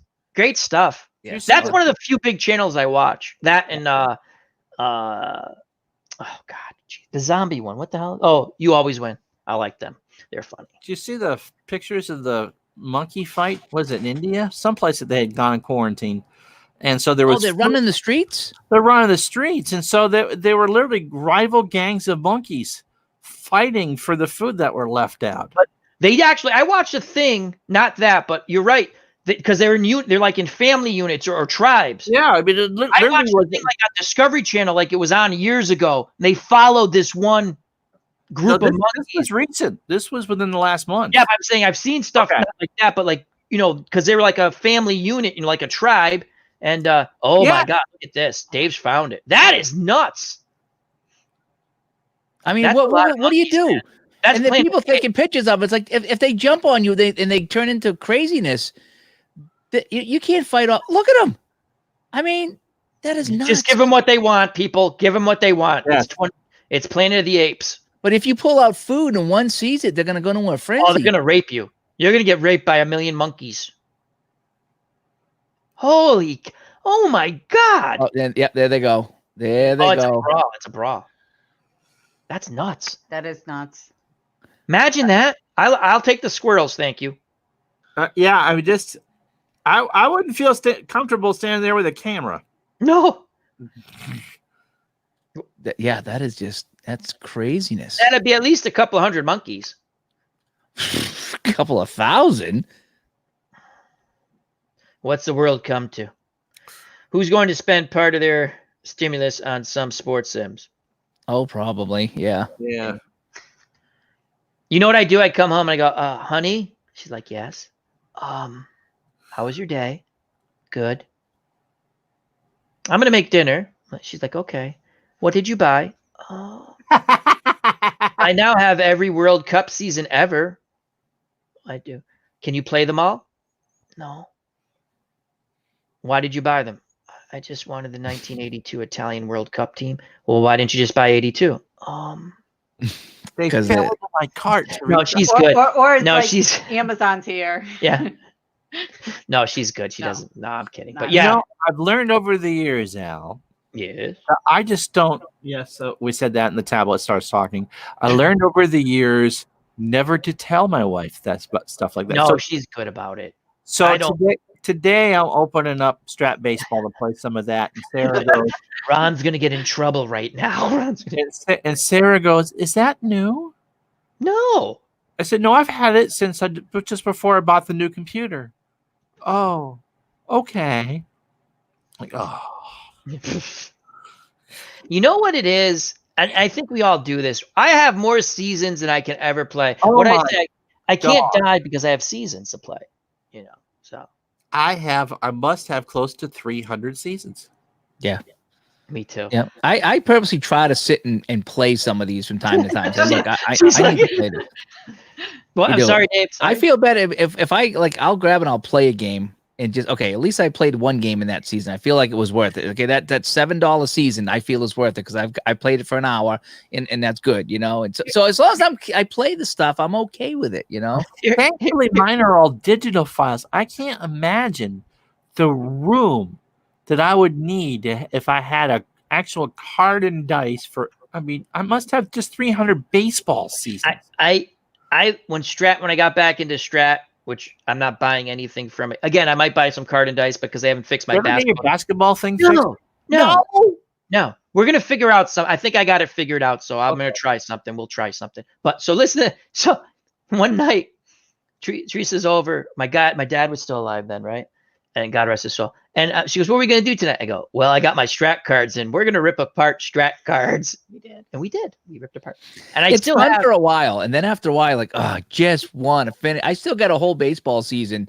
I think it's the 20. I have whatever season, when the Sox won the last World Series. 2014. Did they do 2014? 13 and 18. maybe it was one of those. Maybe it was. Oh, I don't those know. are the empties. Those are the empty. Those are the all other those, ones. Yeah. I bought three socks, three strat seasons, and I tell you, I do 4. like the game though. It's fun. And I started to rip them all apart, and then I got and I was like, okay, when I want to get play sick this of it. season, I'll rip it. I've still got one season, still shrink wrapped. I'm like, yeah. Is Kurt still in the chat from having Kurt? Please. I can't cut any more cards. I need something that rips. This is ask her. I'm there with scissors going, and I love pine tar. Love it. I love it. Love it. Right? She's like, I'm cutting it. I went a little too tight on one of them. I was like, oh, and she's like, what did you do? Cut your finger? No, it doesn't match. I cut a little too tight. She goes, what are you, 12? She goes, Yes, you are. Yes, I am 12. No, I love pine tar, but it's fun. Oh, what's going to show you? Oh, here? what's Dave got? Dave's got a lot of cool stuff. He's got like retro games. It's awesome. I can't. What is that? Oh, a paper cutter. That's This I got right here. I love this. Is how I when I print out my stuff. Yeah. Yep. You lift it up, you drop it down, and then you just Wanted cut to it right buy that along the for me. line. I did. Yeah.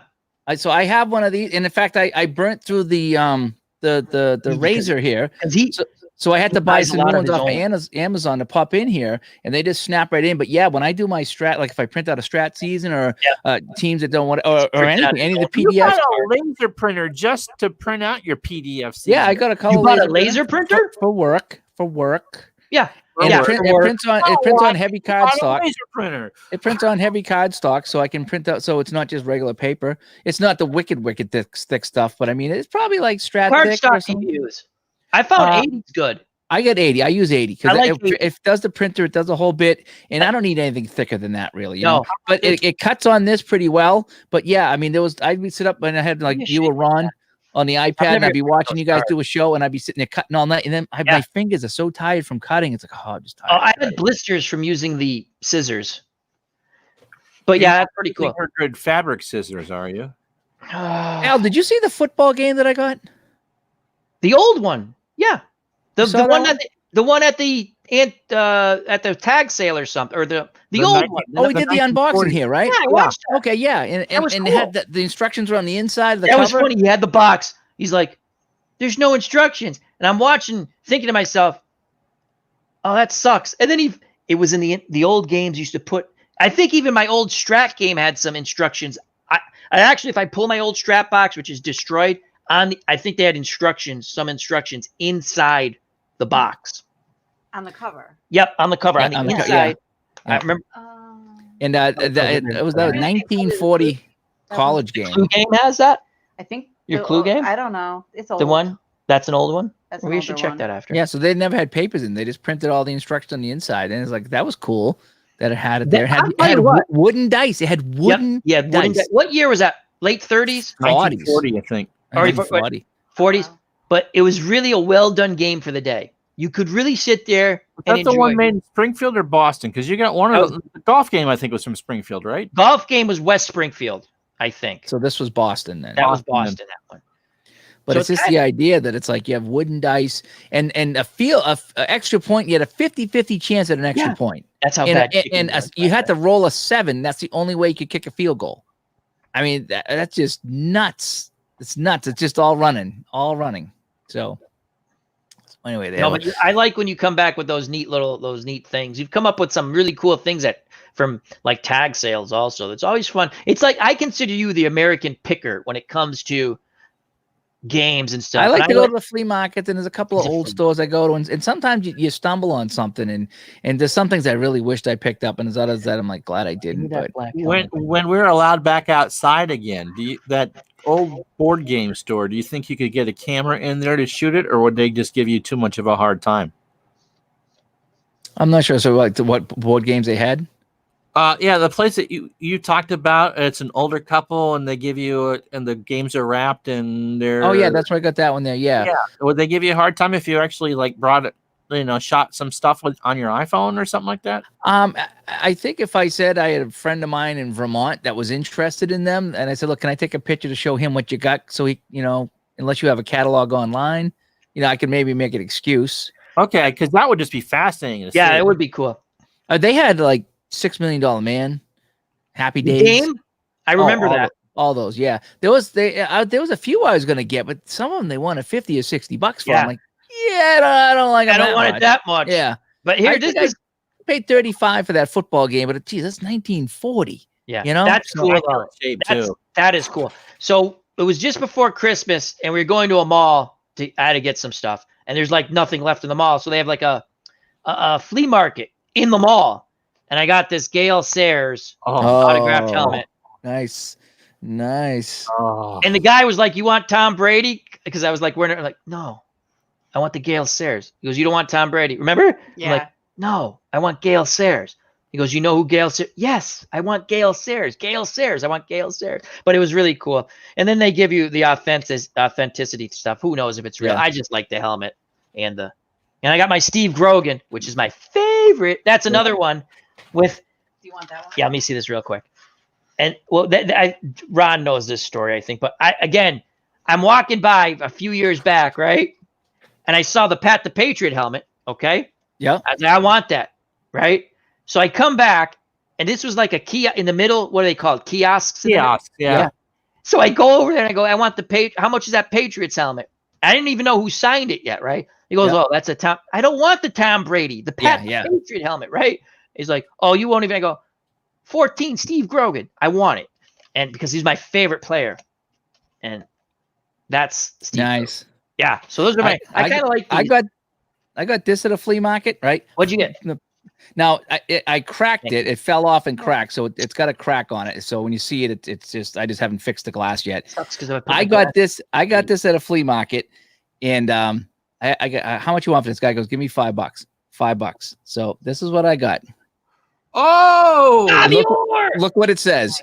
to David. David, That's awesome. like Bobby Orr. And I go, You what got, are you the? got that for I got it $5? for $5, and I said, what are the chances my name's David? That's awesome. So it That looks is like he made it out to Did he- me, but he didn't. So the guy's like, all right, Joe, it's $5. Pretty cool. Did he know who Bobby Orr was? He must have, yeah. How do Yeah. you not know Bobby? Even my wife knows who Bobby Orr is. Score number 4, Bobby Orr. But yeah, that's I like to. Every once in a while when I go out, I see something. I like the helmets. I've always been whether The they're mini little. ones are nice, aren't they? The what?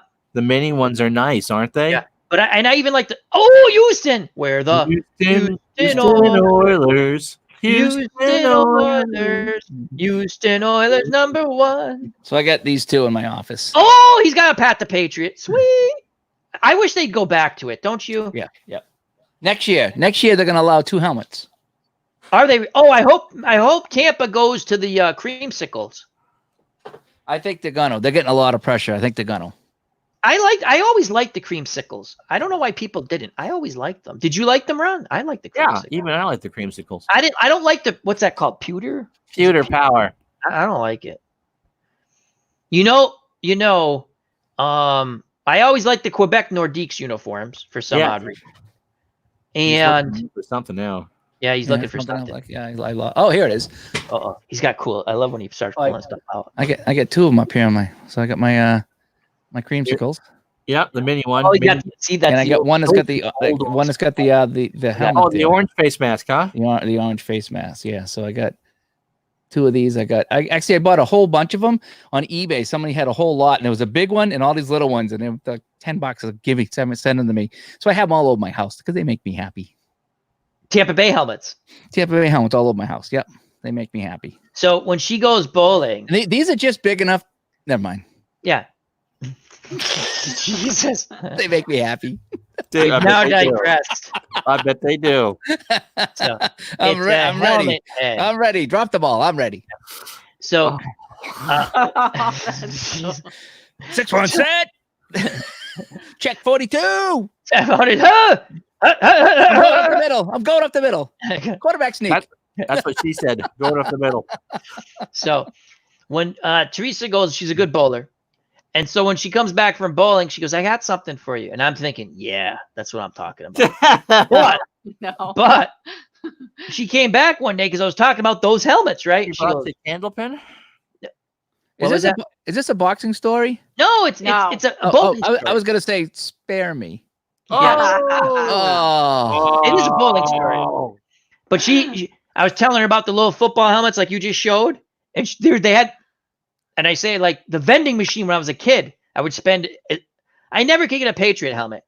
And she buy every time she goes, she comes home with like 3, like football, the new. And I tell you something, the way they've improved those little plastic helmets is incredible. It's just, I still wish I had the old ones, but Yeah. Should I tell them our team name?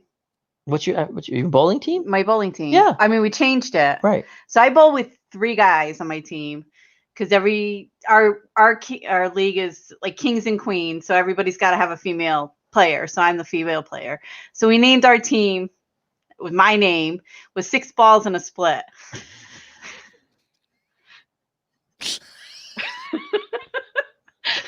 Now you know why I love her. We're not going to explain that joke. He gave you this. Did you hear the sound effect? What? He went, "Oh, you can't hear what that." He went, now you can hear it. Yeah, it's That's funny. the name of Van Beck's bowling team too, right? 6 balls in a split. Oh, Dave runs the hockey league out. It's hockeytournaments.com for everyone who doesn't know. And he was doing a game. I was at work 2 years ago. Al, you have not seen my hat. No, go show her the You got, let me see it. All right, hang on. Do I have it here? I do. I do. Here, you want to put those back over? Yeah. Put Steve Grogan like first, and then Yep. Yes. All right. It's time to blind Ron. Oh, he's All got right. the new Tampa Bay hat. I still like the green. No, wait. This hat does a trick. Oh my God, Oh my. that is hilarious. You want to That- hear something? Where the though? hell did you find that? My mother, who I talk to once in a while, sent me this for my birthday. And my birthday's not for a few weeks, but she sent it to me. And I'm thinking, what? I got these lines, blah, blah, blah, right? What happens 4 or 5 nights ago? I'm sitting here chatting late at night with a friend of mine. Power right? goes out. Power goes out. No joke. That storm we had a few days ago. Yep. That rolled through here. Yep. And I'm sitting there talking to this person. I'm like, if I lose you, it means my power's gone out. Okay. So just so you know, I didn't hang up on you. Power goes out. And I'm downstairs and I go, holy crap. I could see everything. And I walked around and I found my way See that? upstairs. Moms know best. So it's like, this is the best thing ever, So yes, Larry, thank you so much for Ron loves the hat. Ron just loves my hat because Ron's like, hey, you got that hat? Yes, I do. Oh my I God, got it's that blinding. hat. Ron loves it. Tell us where you've been, Ron. Tell us now. No, I haven't been anywhere. I've been stuck at home for days. A likely story. That's not true. The So- Dunkin' Wrappers are not mine. They're my wife's.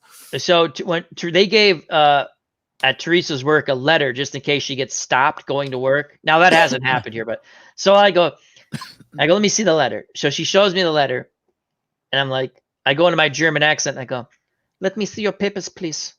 And I go, it looks good. Who signed for you? Who's your immediate supervisor? I'm sitting there. I couldn't. And she couldn't remember. I was like, this will get you shot, young lady. Like, this will get you. Was it signed Epstein's mother? No. Oh my God! Remember? Welcome back, Cotter. And he said that was classic. Juan Epstein used to sign Epstein's mother. Like as bad as that show was, I laughed a lot. I liked that show. When the power went out, that person I was talking to, Yeah. she lives out in California. And Is it the Game Hound person? No, it was someone friends of the Game Hound. Yeah, it's somebody that's friends of the Game Hounds. And she said that she was driving and her and her boyfriend are stuck in a hotel because of something or other right now.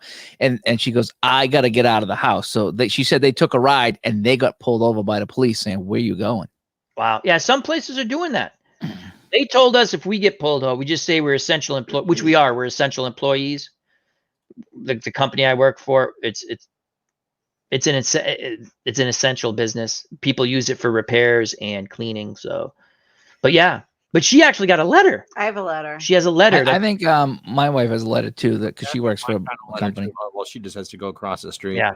Yeah, but just in case. So it's like It's I all don't gonna get, it's I all don't gonna feel get like back. going out. It's like, she went to the store today and she's like, luckily I get in, I didn't have to stand in line, but all the stores around here, you're standing in line. The store that I usually go to, the Market Basket out here, it was an hour to get in the store because they're only letting 50 people in at a time. And it showed the line like wrapped around the strip mall. And I'm like, Connecticut, Now we're just outside of Connecticut, but they're doing similar things in Connecticut where they're only letting certain stores decide they're only letting so many people in, and then when people go out there, now where we live, we just go right in the store. We just go. Well, the store we go to is small though. Right, but what they do have is when you go into the line, Yeah. checkout line, they have the tape down, stay away 6 feet. And they have yeah. like we're talking CVS does that, yeah. the guard, the sneeze Yeah. guard thing up. Yeah, she was freaking out today because she's just like, everyone's got a mask on. They got the line 6 feet apart. They got the glass at the cashier. Walmart.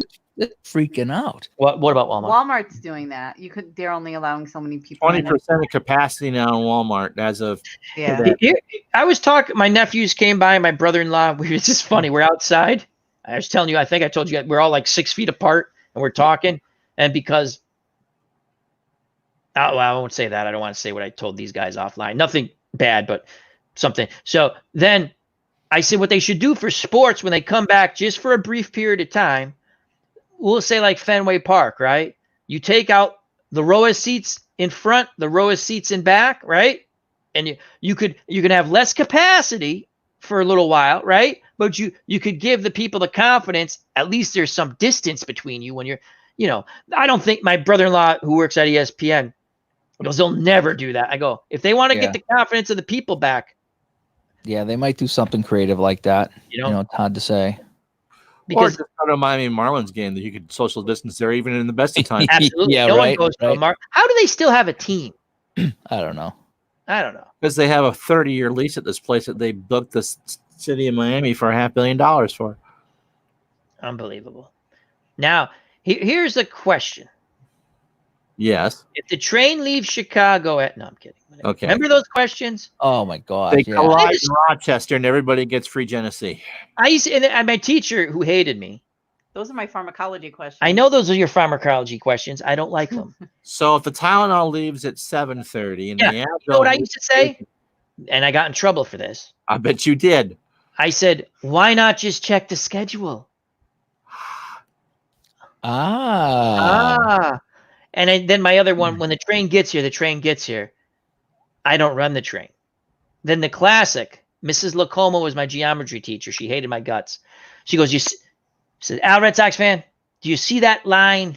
You see the wall? I'm like, yep. She goes, that line goes on forever. I go, you mean the line where the two walls meet in the corner? She goes, yeah. I go, Miss Lacoma, if you went outside, the wall stops. I'm telling you right now. She didn't like that answer. I got what she meant, but she was a horrible teacher anyway. I saw her. She used to, she had a vein in her forehead and used to pop out when I talked to her. Years later, I saw her in the supermarket. As soon as she saw me, that vein started to pop out. I was like laughing. I go, don't worry, I ain't going to ask you a geometry question. So, but anyhow, I thought that was funny. That's funny. Her radar went up. Oh, yeah, she hated me. Teachers didn't like me either. They just didn't like me. I like you, Dave. Oh, somebody does. Somebody does. So anyway, so let's wrap this up. This is probably the longest stream we've ever done. It's kind of 3 hours. It turned into a chat with Al kind of by accident. Gosh, you bring Al to chat and it turns into chat with Al. And do you know who's going to watch this whole thing, though? Is Patch 83. Patch is so awesome. He's from Asia, Yeah, he's in Asia right now. He watches everything. It's like I watch that. He listens to Digital to Dice like 2 or 3 times. Yeah. And he's all, and it's just so he's like, oh, I watched that whole stream the other night, and he's commented on it. So I know he did because I'm like, okay, this is stuff we talked about. So he'll watch this whole 3-hour thing out there. I know he will. And hello, Patch 83. So Patch, if you're with us here at the 3-hour mark, good for you, man. Hello, Habs. This is more meant for a live screen than it was to be seen on replay or whatever. Al Red Sox fan will never be invited back. Oh. Dave's like, why did we put him on? I'll have to ask Ron about that. We'll talk. We'll talk. How many people are still watching? 15 still. 15 still. What we had up to 30 at one point. It was over 30 at one point. Yeah, so we had a good thing going on there for a while. So that was kind of fun. Anyway, but yeah, we had a good time tonight. Thanks everybody that tuned in. We had a very lively chat. It kept me entertained for 3 hours. I was supposed to get Chinese food with the wife, and she was texting me earlier. She's like, "I'm hungry." I'm like, "Chat's going pretty well though." So You're on your own, lady. Hey, she's like, all right, Dave, Chinese tomorrow night. Dave, watch out for the people's Oh, I elbow. get the people's elbow coming. And then my dog, oh my gosh, my dog's Go walk the dogs. oh, my dog's on the couch sleeping. He's better. But I was doing that tennis video today, and when I went back and listened, I was listening on headphones. I could hear him barking upstairs while I was doing the video, and I'm like, I'm not going to redo it. It's just going to be what it is. But it's like, yeah. So let's see what Nadal had. I'm like, and then he rolls a 5. I'm like, oh my gosh, I can hear him in the background. I just can't. It's so hard to record around here because of him. It really is. So anyway, Is this gonna anyway, be a long story. it is going to be a long story. long Where is it? Is this a long story? Yes, it is. It is a long story. All right. Please continue. Please continue. Well, All please, right. the court. If it pleases the court. Yes, it does. If it pleases the court. So anyway, thanks everybody that tuned in. Be sure to check out digitaltodice.com. It's a podcast that Ron and myself do over on Facebook, facebook.com/group/digitaltodice. Join the conversation, post your projects. Tell us you want more of these 3-hour episodes on Saturday night. Oh man, I I tell you. guess I'm not doing that baseball game for John tonight. And yes, Dave Little was still here. Boy, we talked about everything. We started playing snake videos and monkey videos, and I tell you, Come on, this was a good time. It was. was I had a- a great time tonight. This was a a good fun time. time. That's, you gotta laugh. We had a good time. Even Ron contributed once in a while. That was kind of cool. Why do I put up with you? Why do I put up with you? I don't know. So anyway, everyone, we're gonna knock this off right in 12 seconds at the 3-hour mark. So thank you everybody. Countdown. You guys, Nine. we'll chat afterwards here, but we're gonna sign off on Facebook and YouTube. 2, 1. Thank you, everybody. Goodbye. Good night. I'm gonna go 301.